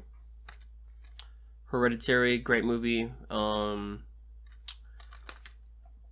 Aster's first film. I think Midsommar is better though, even though I didn't like Midsommar at first, but Hereditary is still good. And then How to Train Your Dragons 2. This is what I'm talking about. It's going to be 2 first and 1. How to Train Your Dragons 2. I haven't seen 1 or 2 in a very long time. Don't really care about them. Bought them at a thrift store. First one. Don't really care. The Humans. Is it even in here? It is. Haven't seen it. Blind Buy. Heard it was good. Can't wait to watch it. The Hunt. Is this not even out of the packaging? Holy shit. I bought this a while ago. Not even out of the packaging. Love this movie. Great movie. Phenomenal movie. Love how heartbreaking it is. It's from Thomas Vinterberg. Same director as The Celebration, the Dogma 95 guy. This is not Dogma 95. But holy shit, this movie is heart-wrenching. And I need to rewatch it. I just need to rewatch it. Next is The Hurt Locker. I haven't seen this film in a long time. I really liked it. Next is Ichi the Killer. This is my last Takeshi Miike film that I own. I forgot that I owned this one. A very fun movie. Holy shit, that dude is ripped. That is a Letterboxd review of the film. It's literally, holy shit, that dude's ripped, and you won't know until you watch it. I bought this at a thrift store. If You Wish You Could Talk. This is an amazing film. I love Barry Jenkins. I'm sad to see that, sad to see him make, The Lion King 2. It looks terrible. But you know what? Make that money, bro. Make that money. This one's great. Moonlight. I will get to Moonlight in a little bit. Love Moonlight. I considered Moonlight one of my favorite movies of all time at one point, or my favorite movie of all time. But I don't anymore. Next is Incendie. I've only seen this film once, and I've seen it from a poorly pirated version of it, where it was not even the audio was incorrect. So I need to rewatch it in the actual Blu-ray. Can't wait to rewatch that one. Like everything I fucking own, I can't wait to rewatch it. All right, moving right along. We have Inception in 4K. Good movie. Leonardo DiCaprio, another Christopher Nolan film. I can't wait to rewatch it in 4K. I mean, it's one of those films where it's like, you kind of need to watch it in the best standard quality ever. Great movie. Inglourious Bastards. I don't love this movie as much as the other Quentin Tarantino's. It's still good, but like, it's okay. I don't love it though. Interstellar, another Christopher Nolan. I bought this one in 4K finally. This is a movie you have to watch it in 4K, 100%. Can't wait to rewatch it. Can't wait to watch it in 4K. This is an interesting one, The Iron Claw. I just bought this one recently. I didn't love this film, but it was good enough for me to want to rewatch it. So, like, I gave it a 6 out of 10, but like, it's not great, but I want to rewatch it 100%. I Love Dogs, another Wes Anderson film. Love Wes Anderson. This is one of his animated films. I do not own Fantastic Mr. Fox, which is just why. So, yep. Next, I bought this at the dollar store, literally for $1. It's great. Love it. I bought it on Blu-ray too, which is crazy. Really great movie. Love it. It Follows. Sequel to It. It's not. This is a movie about STDs. Great movie. Yeah. I haven't seen it in a very long time. Need to rewatch it. This is an interesting one. Jeepers Creepers. Apparently this is directed by a bad person. And he went to jail actually for doing bad things. I don't know what to say. I hate the second and third one. They suck ass. But the first one is actually not that bad. It's actually really thrilling. Not thrilling, but it's entertaining. Whoa.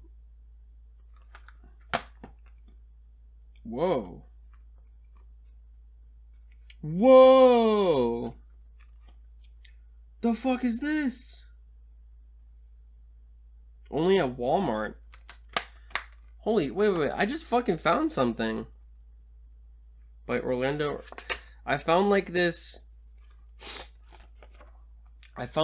thing inside of it. It has a bunch of art covers in it. And look what it has. It has this cover slip from Black Swan. You can color your own art cover. And it has the one from Black Swan in it.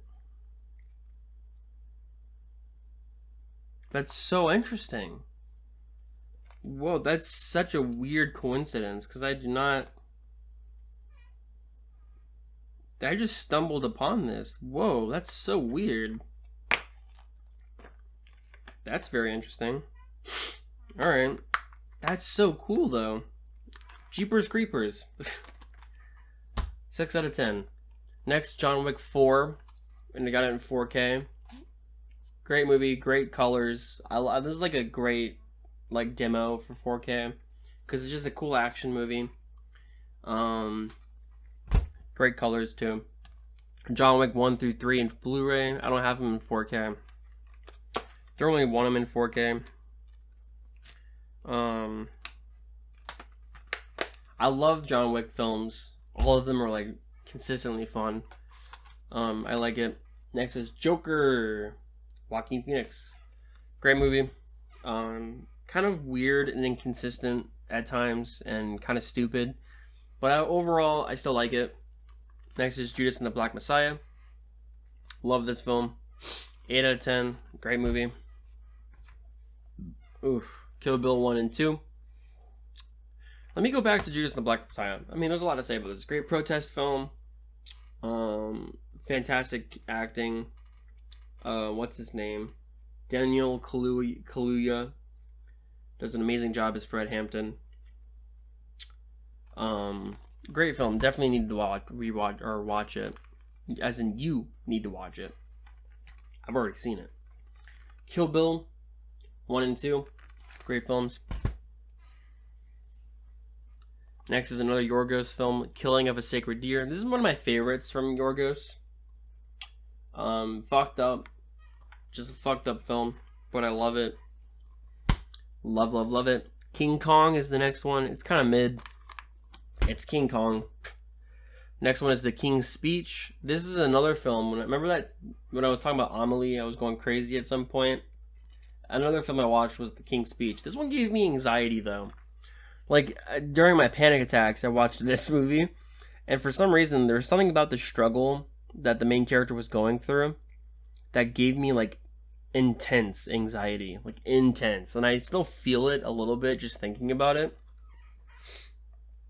But, still a good movie. What's next? Knives Out. This is a 4K of it. I should probably upgrade to 4K because I really like this movie. Rian Johnson, he is making a third one apparently. Yeah, I like this movie a lot. Moving on, that's it for that one. Next up, Kung Fu Panda 1 through 3. Loved the first one. The other two are not very good. But regardless, I still love the first one. I think it's a great story. Next is LA Confidential. Haven't seen it. Got it at a thrift store. La La Land. I want to upgrade this to 4K. I haven't yet, but love La La Land. Fantastic film. Next is Last and First Men. This is one of my favorites right now. Like, I'm in love with this movie. I rewatched it recently. 9 out of 10. It's like a mockumentary about sci-fi, like what the world will be like in the future, and it's beautiful, beautiful story, beautiful, like, great vocals from Tilda Swinton, but just great music. I fucking loved it. Next is the Lego Movie. I need to rewatch this. Leviathan. This is from the director of, what's his name? Andre something. It's a Russian dude. Leviathan. I haven't seen this in a very, very long time. I've only seen it once. I heard it's very good. I've seen it. I know it's good. Licorice Pizza. I made a review on this. Love the film. The Lighthouse. Doesn't have a 4K, only a Blu-ray. One of my favorite films of all time. 10 out of 10. Love the film. Great characters. Great atmosphere. Just fucking wild film. The Lion King. I bought this for like $3. At a thrift store. Gotta love The Lion King. Logan. I like it. I haven't seen it in a long time. I need to rewatch it, but I like it.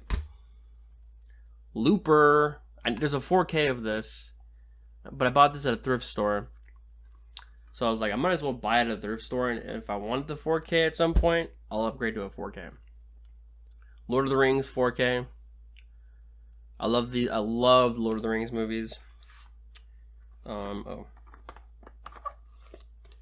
And it's just, I don't even know how to describe my love for these films. It's like, I'm glad I own it in 4K. That's all I gotta say.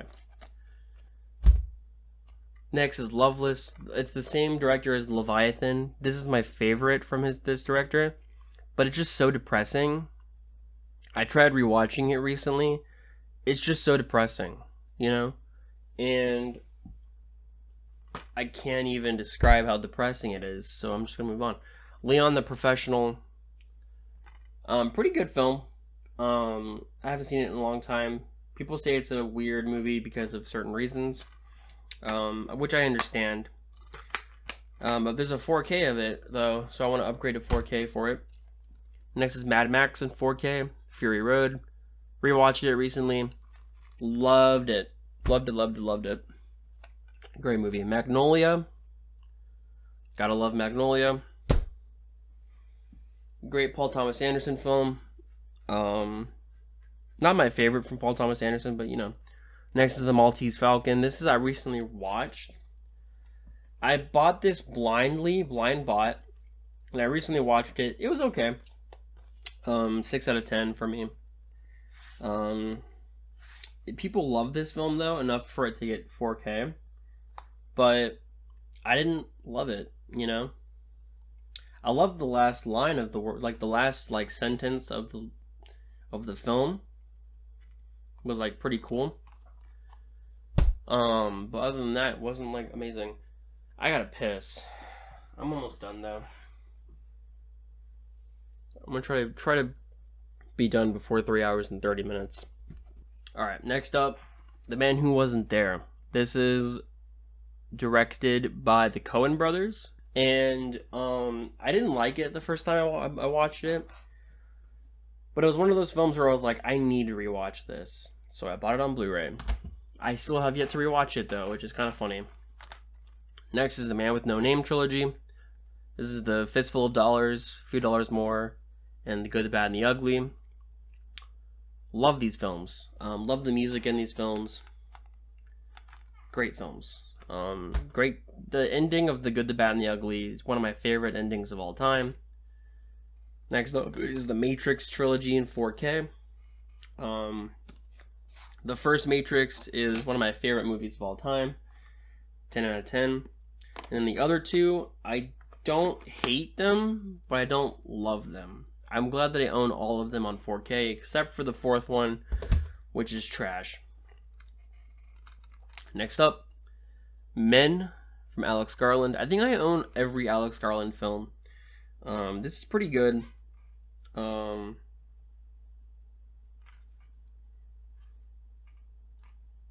It's pretty good.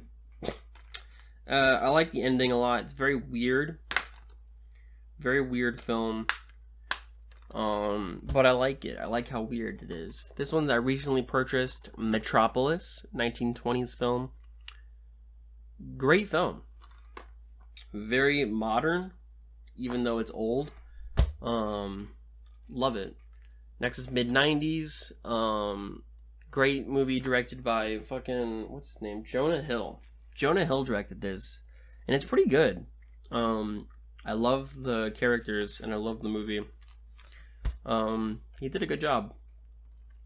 Woody Allen's Midnight in Paris. This is, I think, my only film from Woody Allen that I actually like. Because it's just, I like, and even then, like, I rewatched it not too long ago, and I thought it was kind of silly. Woody Allen is overrated. Also a bad man. Woody Allen's overrated as hell. And, but this one I like a lot. I still like this one a lot.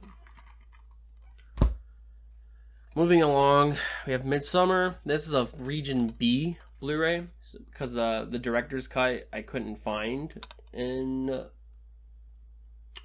America without spending like $50 that I didn't want to spend on it. So I bought this for like 10 pounds or euros or whatever the fuck. Great movie. I didn't like it at first, but now I love it. So, yeah. Minority Report is one of my mom's favorite movies, I think, or she likes it. I haven't seen it in a long time. I think it's good. From last time I watched it, I thought it was fine, but it was cheap. It was like $5. Next is Monty Python. This is like the 40th anniversary edition on Blu-ray. Monty Python's a classic. It's really funny.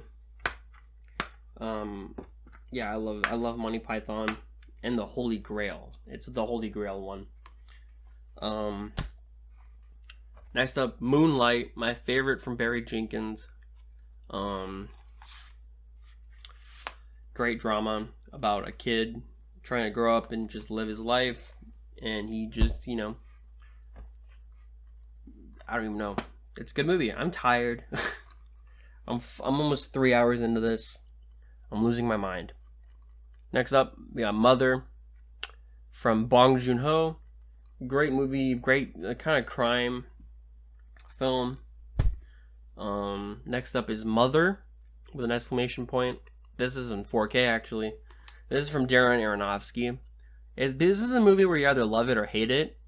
I love it. I'm glad I own it on 4K. I love the movie. And next up, we have the Mummy Ultimate Edition. This comes with the Mummy movies. And it comes with the Scorpion King. They're all not good movies, but I wanted to buy them on Blu-ray. Because the third Mummy movie, the Tomb one, the Tomb of the Dragon Emperor, it's kind of a nostalgia film because I used to own it on DVD. I remember me and my brother, we used to watch it all the time. So I wanted to just buy them all. They're not good movies, but hey, I own them. Next is My Neighbor Totoro, Ghibli. I still have yet to buy The Boy and the Heron. I want to get it on 4K. But this is one of my favorite Ghibli films. Great film about great film. I'm just trying to do this as fast as possible. What is there to say about it? Like, it's a great kids movie, and it's kind of sad if you think about it, but it's very beautiful. Next is one of the hardest films I had to find. I got it as a gift. Napoleon. This is another region Blu-ray.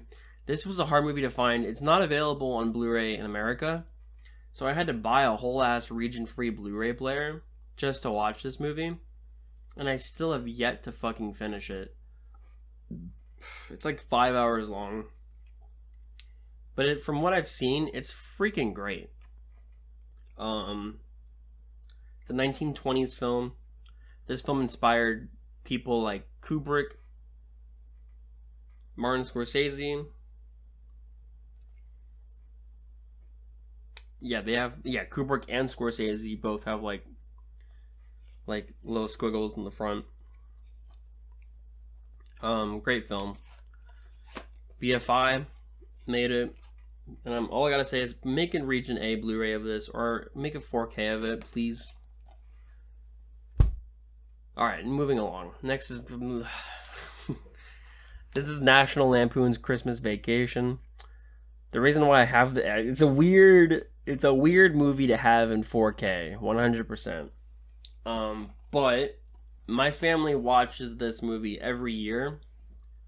We put this movie on and we set up the Christmas tree while we watch this movie. Is it good? No, not at all. But it's a family tradition, and so I bought it in 4K because I wanted the best quality, and we can all watch it in 4K now as we put up the Christmas tree. And so that's why I have it. It's a good memory. It's a good child thing. Next is Nightmare Alley, an actually good movie. 4K. Nightmare Alley is the remake of the 40s film, but this remake is directed by Guillermo del Toro. It's good. I love the characters. I love the slow pacing of it all. I think I made a review on it years ago, so go watch that. I'm gonna grab more Blu-rays, and I'll be right back. I'm back. Guess who's back? Me. Next up is Nightmare Before Christmas. Love this movie. I remember I talked about Corpse Bride recently, like an hour ago, and this is like the top of it. This is like the best. 9 out of 10. I was lucky enough to watch this movie in theaters, and there's a 4K of this. This is only the Blu-ray. I'm gonna get the 4K, 100%. I love the movie too much. Next one's an interesting one. Nightmare on Elm Street. The Nightmare on Elm Street, the first one, actually has a 4K coming out, but I love how all of the fucking movies, all of them are just in this one packaging. I love that. It's like it's cool, and it's all in one packaging, and it's like it condenses like movies that would be this much all down to this. So that's great. The first one's great. All the other ones kind of shit. But they're shit in a fun way, which is kind of cool. Like, there's this one, everyone hates it. It's called, I think it's the one that's called The Final Nightmare. It's hilarious. Like, there's a scene where a kid's opening up a map, but the map keeps getting bigger and bigger and bigger, and at the end of the map it says, "You're fucked." It's funny. It's really funny. And I really like it. I like how humorous it is. Next one, oh boy. Ninja Assassin. I haven't seen this film in a very long time. I bought it because it was cheap, and I was like, you know what? Like, let's just see how I feel about it. Let's see if I remember. Let's see if I think it's good. Right? It's probably not going to be good, but hey, I remember watching it as a kid, even though I probably shouldn't have watched it as a kid. Next is No Country for Old Men. One of the best films of that year. I think it was 2008. Coen film. I think There Will Be Blood came out the same year. I think that's better. No Country for Old Men is still great. I'm reading the book right now, actually. Trying to get through that. Nocturnal Animals from the director Tom Ford. Where's the other one? No, I don't think I've gone to it yet. Yeah. Nocturnal Animals. This isn't my favorite from this director, I think. I'm not too sure. Tom Ford has only made 2 films. This one and another one I'm going to talk about later. This is a great film. I haven't seen it in a long time. I need to rewatch it. Next is Nope. It says 4K twice for some reason. I don't know why it's doing that. It's kind of funny. Like, does every 4K Blu-ray do that? No. This one just has 4K on the top and 4K on the bottom. Like, it's kind of funny. This is a great movie from Jordan Peele. He made Get Out, Us, Nope. I made a review on this film. I kind of critiqued it a little too hard, in my opinion. It's still pretty good. I think I gave it a generous review. No, I critiqued it too hard, but I still gave it a good review. But I was kind of being a little bit nitpicky, a little bit. Still pretty good. The Northman, I reviewed this one also. 4K. 4K. Love it. Next is Nosferatu the Vampire. I love how this one is right next to the Robert Eggers film, The Northman, because the Robert Eggers is making a Nosferatu film. I'm very excited for that. But this one, Nosferatu the Vampire, 1970s, from Werner Herzog. Great film. Great retelling of the Nosferatu movie. The 1920s one is okay, but the Nosferatu the Vampire, the one from the 70s, is just fantastic. Next is another Tarkovsky, got in 4K. Nostalgia. It's a great film. This is one of his more experimental films. Definitely don't watch this one first. Watch his other ones first. Watch this one more later in his career or in your like viewing experience. Still pretty good movie though. Next up is Once Upon a Time in Hollywood from Tarantino. Great movie. I bought this I think this was a gift actually. I think my parents got me this as a gift. Which is pretty cool. I like it a lot. I like the film a lot. Next is Once Upon a Time in Hollywood, and not in Hollywood, in the West. This is a Sergio Leone film. Good, Bad, and the Ugly, stuff like that. I didn't like this one as much the first time I watched it, but I got it on Blu-ray because I wanted to rewatch it and see how I feel about it. Next one's a special film, One Cut of the Dead. The fact that I just found this at a Walmart is crazy because I thought I would never find this on Blu-ray, and the fact that I just found it randomly for $20 at a Walmart, fucking crazy. I love this movie. 9 out of 10, I think. I'm gonna open it up right now. Actually, it's not even opened. Oh, it's a steelbook.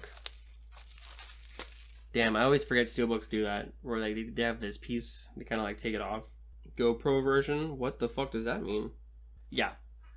One Cut of the Dead. Great movie. Love it. Next is Oppenheimer in 4K. It's not the limited edition version. It's just the normal version. Yeah, great movie. One of the best of that year. I think think it was last year. Paddington 2, cute movie, pretty movie, fun movie. Paddington 1, better than Paddington 2. Cute movie. Pain and Glory, Glory Gloria. This is a Almodovar film. Yeah, this is a great movie. Spanish director Almodovar, Pedro Almodovar, made some interesting films. This is one of his most like digestible one. It's great though. Like I still love it. It's very interesting. Pan's Labyrinth. Great film from Guillermo del Toro. Probably my favorite from Del Toro. And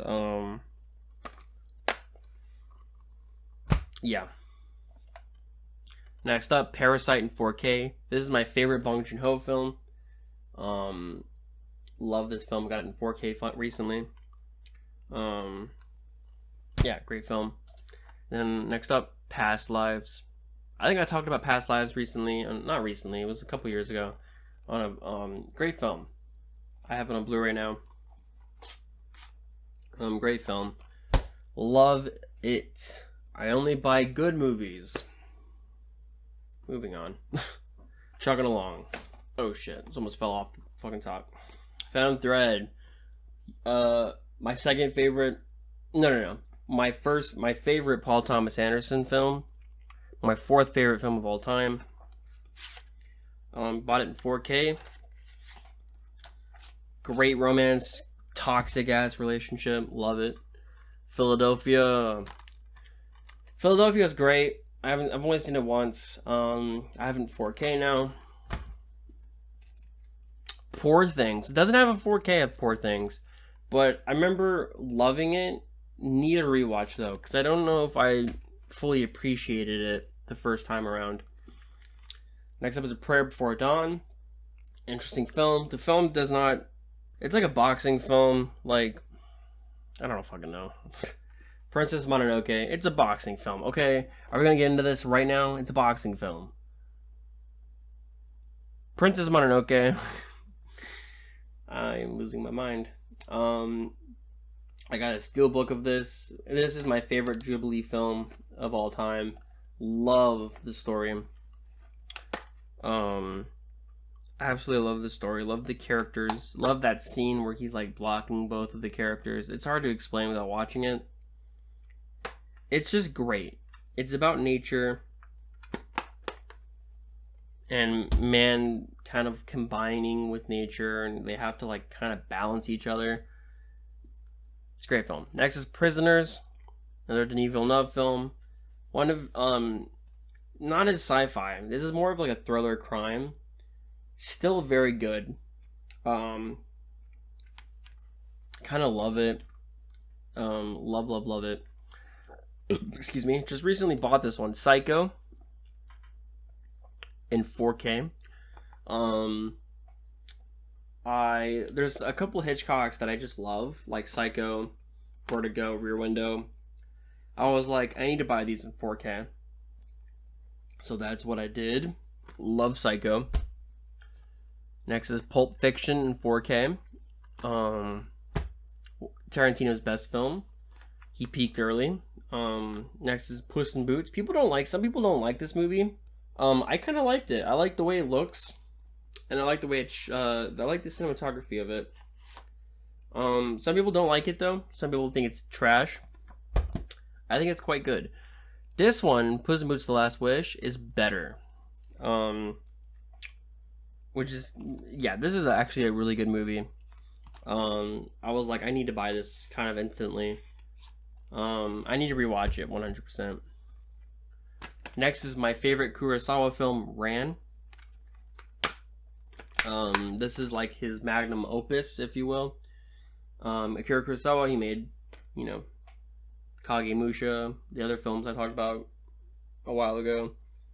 This is my favorite from him, and I'm glad I own it on Blu-ray. I hope they make a 4K of it. Next is Ringo. I like it. I don't love it. I know there's a 4K of it, but I don't love it. Next is Rear Window in 4K. Alfred Hitchcock. Just talked about it. This is probably my second favorite Hitchcock film of all time. Yeah, fantastic film. Love this thing. 9 out of 10. I'm glad I'm able to watch it in 4K now. Red Rocket from Sean Baker, I believe. I have not seen this. This is a blind buy, so I haven't seen it yet. Requiem for a Dream in 4K. It's fucked up. It's amazing. 10 out of 10. I think Darren Aronofsky did a great job. I love Darren Aronofsky's films. I love how fucked up they are, and I love how emotional they are. Next up is Reservoir Dogs, my second favorite Quentin Tarantino film. Have it in 4K. Pop it up, 4K baby. Love it. Next is The Revenant. I just bought this recently. Someone gifted it for me, which is amazing. I bought it for like cheap too. The Revenant in 4K. I just am getting rid of the Blu-ray now.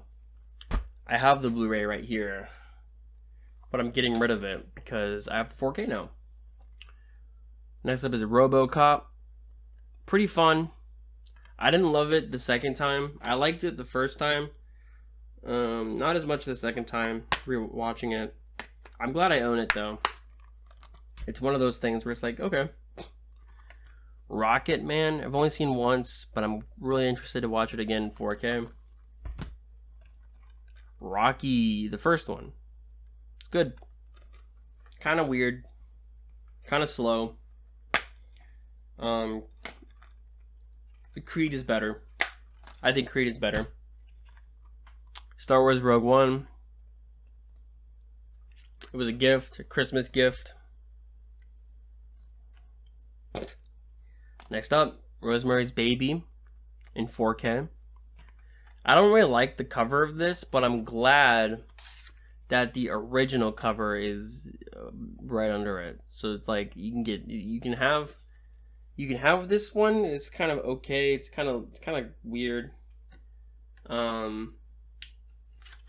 But they have the original art cover right under it, so that's nice. Rosemary's Baby is Polanski, probably his best film.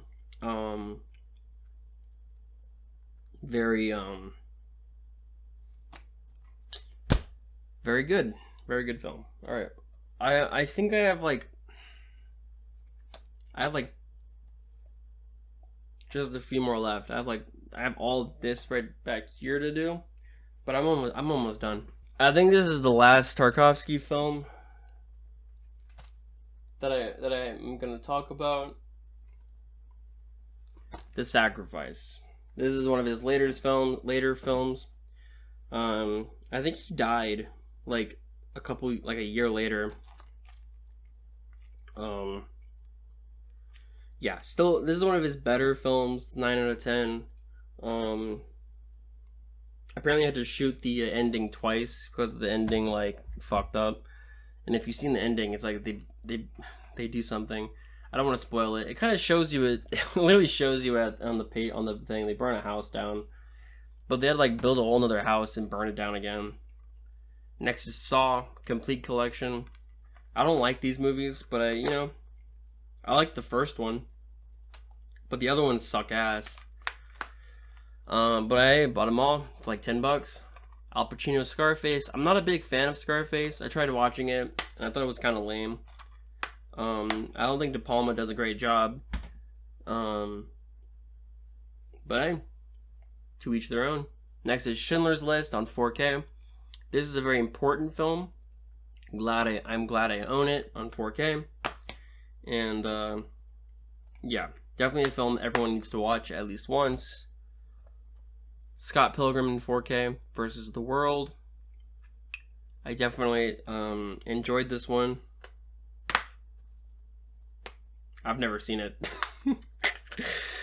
I don't know why I said that. I did not enjoy it because I've never seen it. I'm just losing my mind. I'll get to it eventually. Next is The Secret in Their Eyes. This one I did enjoy. Spanish film, I believe. It's like a thriller crime. It's good, really good. Love it. Next is Seven, Insomnia, and The Devil's Advocate triple feature. I bought it for just Seven, but Insomnia is good, and I've never seen Devil's Advocate, but Seven is what I bought it for on Blu-ray, and it's good. I really like it. Yeah. Next is The Shape of Water. Another Guillermo del Toro film. Very impactful, very fun. I'm gonna be honest, I have no idea what I'm saying anymore. It's a great movie that's very weird and romantic also, if you're into that. If you're into like people fucking fish. Yeah, it's still a pretty good movie. I really like it. Next is The Shawshank Redemption Green Mile double feature. I bought it for Shawshank Redemption. I haven't seen either of these in such a long time, but I'm glad I own them because, hey. Next is The Shining in 4K. This is, I think, the last Kubrick I'm going to talk about. Maybe.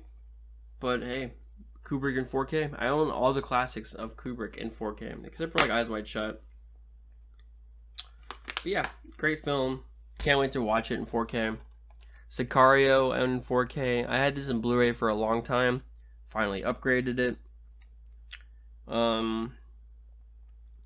Yeah, I just kind of like...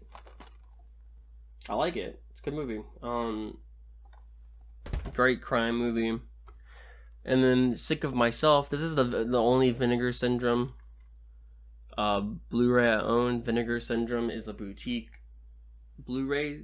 Is like a kind of like a small Blu-ray thing. From the director Christoph Borgli. Remember Dream Scenario? This is his first film he made. It's not as good as Dream Scenario, but I still like it. I need to watch it again for sure to see how I feel about it. This one's called Side Effects. I think it's Soderbergh. I bought this at a thrift store. Yeah. Don't know. I haven't seen it. And then Martin Scorsese's Silence. Or is it The Silence? No, it's just Silence. Scorsese film. I remember really liking this movie a long time ago. So can't wait to rewatch it. Watch my shit get corrupted and this like video not work out. Alright, next up. Sin City. I haven't seen this in a long time, but I remember loving this film. Sin City. I love the theatrical version where it kind of like has all the stories kind of molded into one. I really don't like the versions where they're all cut up into like one, or are they're all cut up into like 3 individual vignettes. It kind of makes the film trash, in my opinion. Next is A Single Man. This is I think my favorite from Tom Ford. I think I just said that with Nocturnal Animals. But this one is really heartfelt, beautiful film. Great. One of my favorite musical scores of any movie. So I love that film. Next is The Social Network from David Fincher, I think. Interesting movie. I haven't seen it in a long time. Son of Saul. I love this movie. I've only seen it once, but I love it to death. 10 out of 10. I love what it's trying to say. It's a Holocaust film. But it shows it in a very interesting perspective. It's hard to watch, but it's still fantastic. Love Son of Saul, 10 out of 10. Next is Spaceballs. Mel Brooks. Yep. Mel Brooks. It's funny. I need to rewatch it. Spencer. I didn't like this movie when it first came out, but I kind of appreciate it now. Spider-Man Across the Spider-Verse, 4K. One of my favorite movies of that year. Love it. Spider-Man Into the Spider-Verse, one of my favorites of that year. Love it. Both fantastic films. Spider-Man Super Duper Collection. Comes with like all the Spider-Man movies. I bought them for the Sam Raimi Spider-Man movies. That and then No Way Home is in it too. It's pretty cool. Spirited Away. Love it. Great Studio Ghibli. Not as good as Princess Mononoke, but still pretty good. Split. It's great. One of the only M. Night Shyamalan movies that are actually good. And then apparently The Sixth Sense and Signs are both coming to 4K. So I don't have those on Blu-ray yet. So I'm just going to skip the Blu-ray and go straight to 4K for The Sixth Sense. But this is pretty good. The Sixth Sense is definitely M. Night's best film. Star Wars Force Awakens, the 7th one. It's good. I like it. I know people hate the sequel trilogy. I do too. But this one was actually pretty good. This came out 2015. Everyone was really good, really excited for this one. Everyone liked this one. People hate it in retrospect. But when it came out, everyone was enjoying this one. You just gotta remember that. Everyone enjoyed it when it came out. They only hate it now in retrospect because the other two were trash. But The Force Awakens, I still pretty much like, to be honest. Star Wars comes with all 6 of the old movies, the original trilogy, and then the prequels. I think the prequels, to this day, I think they're trash. And even, to be honest, I'm not a big Star Wars fan. And even though I'm wearing a Marvel shirt, I'm not a Marvel fan. I'm not a huge Marvel fan. But, like, I feel like all the Star Wars movies are kind of boring. I don't know. Next is Straight Outta Compton. This is pretty cool. I've only seen it once, but it was really fun. The Suicide Squad, I bought it in Blu-ray. Because it was like cheap, it was really cheap. So I was like, might as well. I enjoyed it. I remember making a review on it, and I was kind of an asshole in that review, because I was like, it's fun, it's pleasant. I'm like, dude, shut up. Synecdoche, New York, one of the Kaufman's best films. I think I like his film I'm Thinking of Ending Things the most, and then this one, and then Anomalisa. I think is my tier list. Talk to Me, great film that came out whenever it came out. Great film about peer pressure. Great film about possession, stuff like that. Got it in 4K. Pretty good film. Next up, we got Taxi Driver. There's a 4K of this now. I have not gotten it yet. Taxi Driver is my favorite Scorsese film because it's just phenomenal. Great character study. Next up is the Texas Chainsaw Massacre. Got it in 4K, baby. Pretty good film. What is this called? The Cornetto trilogy. Yeah, Cornetto trilogy. Yeah, it's just what's his name? Who made this? Edgar Wright? Is that his name? Okay, I don't remember. He's a fun director. Made Baby Driver. These are people consider his best films. I think Hot Fuzz. I have not seen The World's End. I have seen Hot Fuzz and Shaun of the Dead. Hot Fuzz is pretty funny. Next is There Will Be Blood. Love this movie.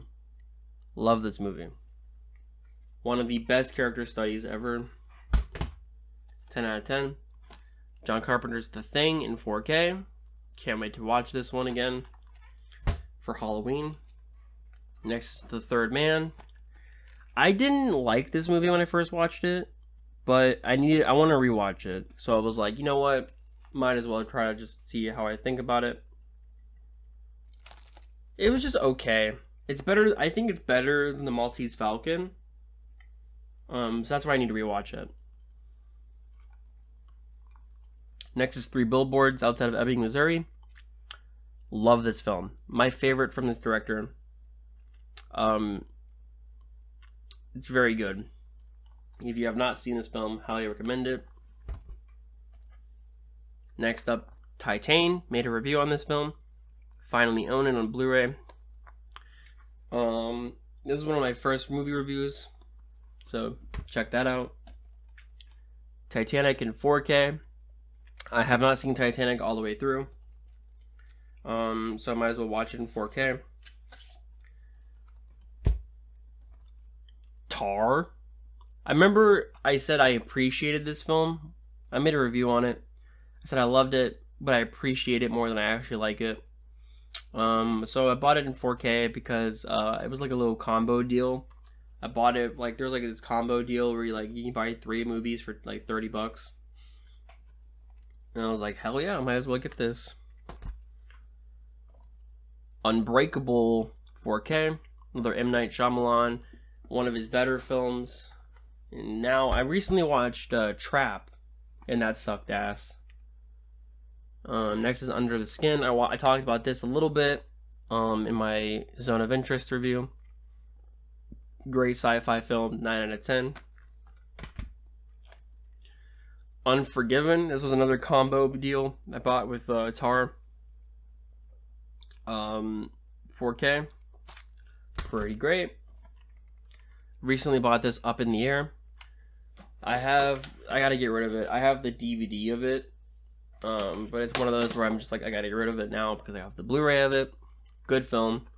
Haven't seen it in a long time.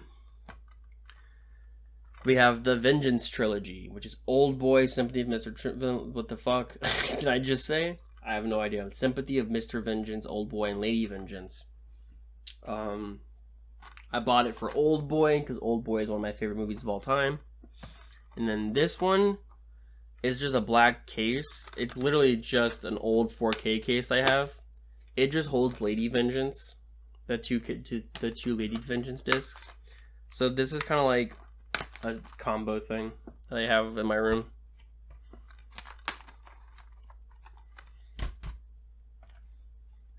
Next up is my favorite Hitchcock film of all time, Vertigo. Oh, I own it in 4K now. Hell yeah. Next up, got The Wailing, 4K. I bought this recently. I watched it. It was a blind buy. I didn't love it, but I didn't hate it. It was pretty good. I just didn't like how the tones contrasted a lot. Like, it'd be funny at times, but then serious, and I don't think they handled it well. Next, Watchmen. Zack Snyder, when Zack Snyder wasn't like shit. Even now, it's like, is Watchmen that good of a movie? I don't know. I have it on Blu-ray though, so this is it. This is the final batch, guys. This is it. We got Waves on Blu-ray. Great drama. Love it. We got The Whale. Darren Aronofsky's film. Love this film. Talked about it on a review. Very emotional film. We got When Evil Lurks. I just recently watched this not too long ago. And I saw they had a Blu-ray for it, and I was like, yeah, I loved it. So I might as well get the Blu-ray. Where the Wild Things Are. This is an interesting film. It's from Spike Jonze, from my favorite directors. He made Being John Malkovich, and he also made Her. This is one of his kids' films, I guess. It's good. I think it's really good.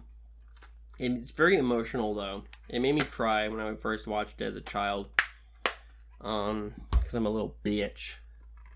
Next up is The White Ribbon. Another Michel Haneke film. This is one of my favorites from Michel Haneke. My favorite being Caché, or Hidden. The White Ribbon is probably my second favorite.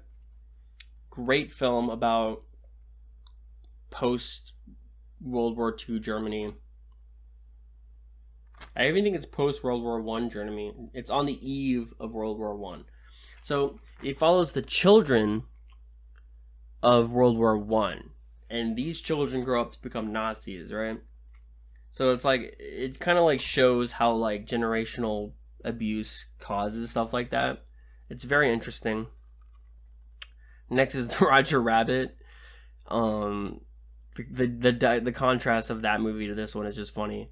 Who Framed Roger Rabbit? It's a very wacky, fun film. I haven't seen it all the way through in a long time.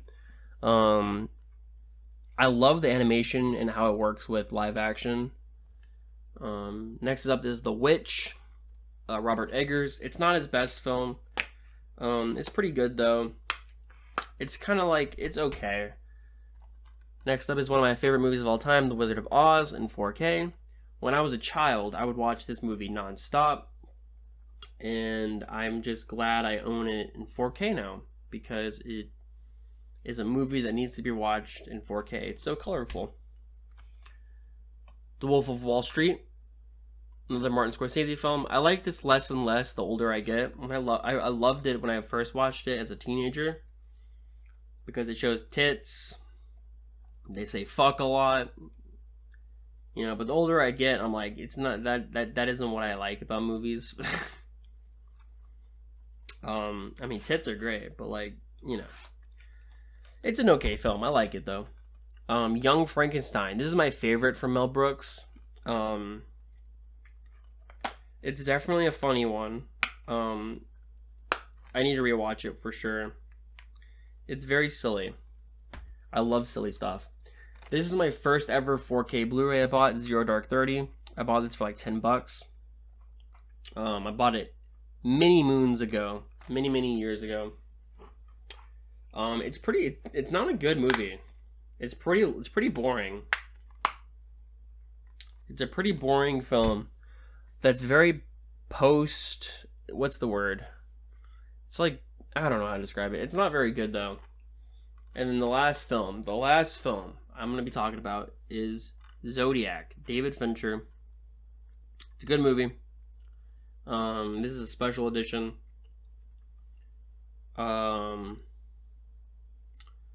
Very good thriller, very good whodunit kind of thing. I don't even know if whodunit is the right word. They're just trying to figure it out, and it's hard to like. It's about the Zodiac killer, and I don't think they've like. From what I remember, it's like people still don't know who that is to this day. So like, a very interesting film. Very great ending. It's almost scary, the ending. But yeah, that is all my Blu-rays that I own. I did it. That took 3.5 hours, but I hope you enjoyed. Oh, I still have more Blu-rays. All right, I'm almost done. I have these right here. I have some like just chilling on top of my desk. This is the Avatar plus Korra Blu-ray set. I love The Last Airbender. I've never seen Korra, so yeah. And then I also have the Hitchcock Masterpiece Collection, the Ultimate Collection. This comes with Vertigo. It comes with Psycho. It comes with Rear Window. I just didn't have them in 4K. This is all Blu-ray. So I just was like, let's get the 4Ks of those. This comes with like a bunch of Hitchcock films, like I don't even know. Like some I don't even like. But yeah. And then the last but not least, the Jason Friday the 13th Ultimate disc set. This is a pricey boy. It comes with all the Jason films, Friday the 13th, the Jason X, and then it comes, I think, with the old or the new remake of Freddy. And it comes with Freddy versus Jason too, which is pretty cool. That's pretty cool. Yeah, I'm glad I own that. Thank you for watching. If you did watch this all the way through, you're crazy. Yeah. Bye-bye. Sorry to just abruptly end it. I'm just like, I got piss.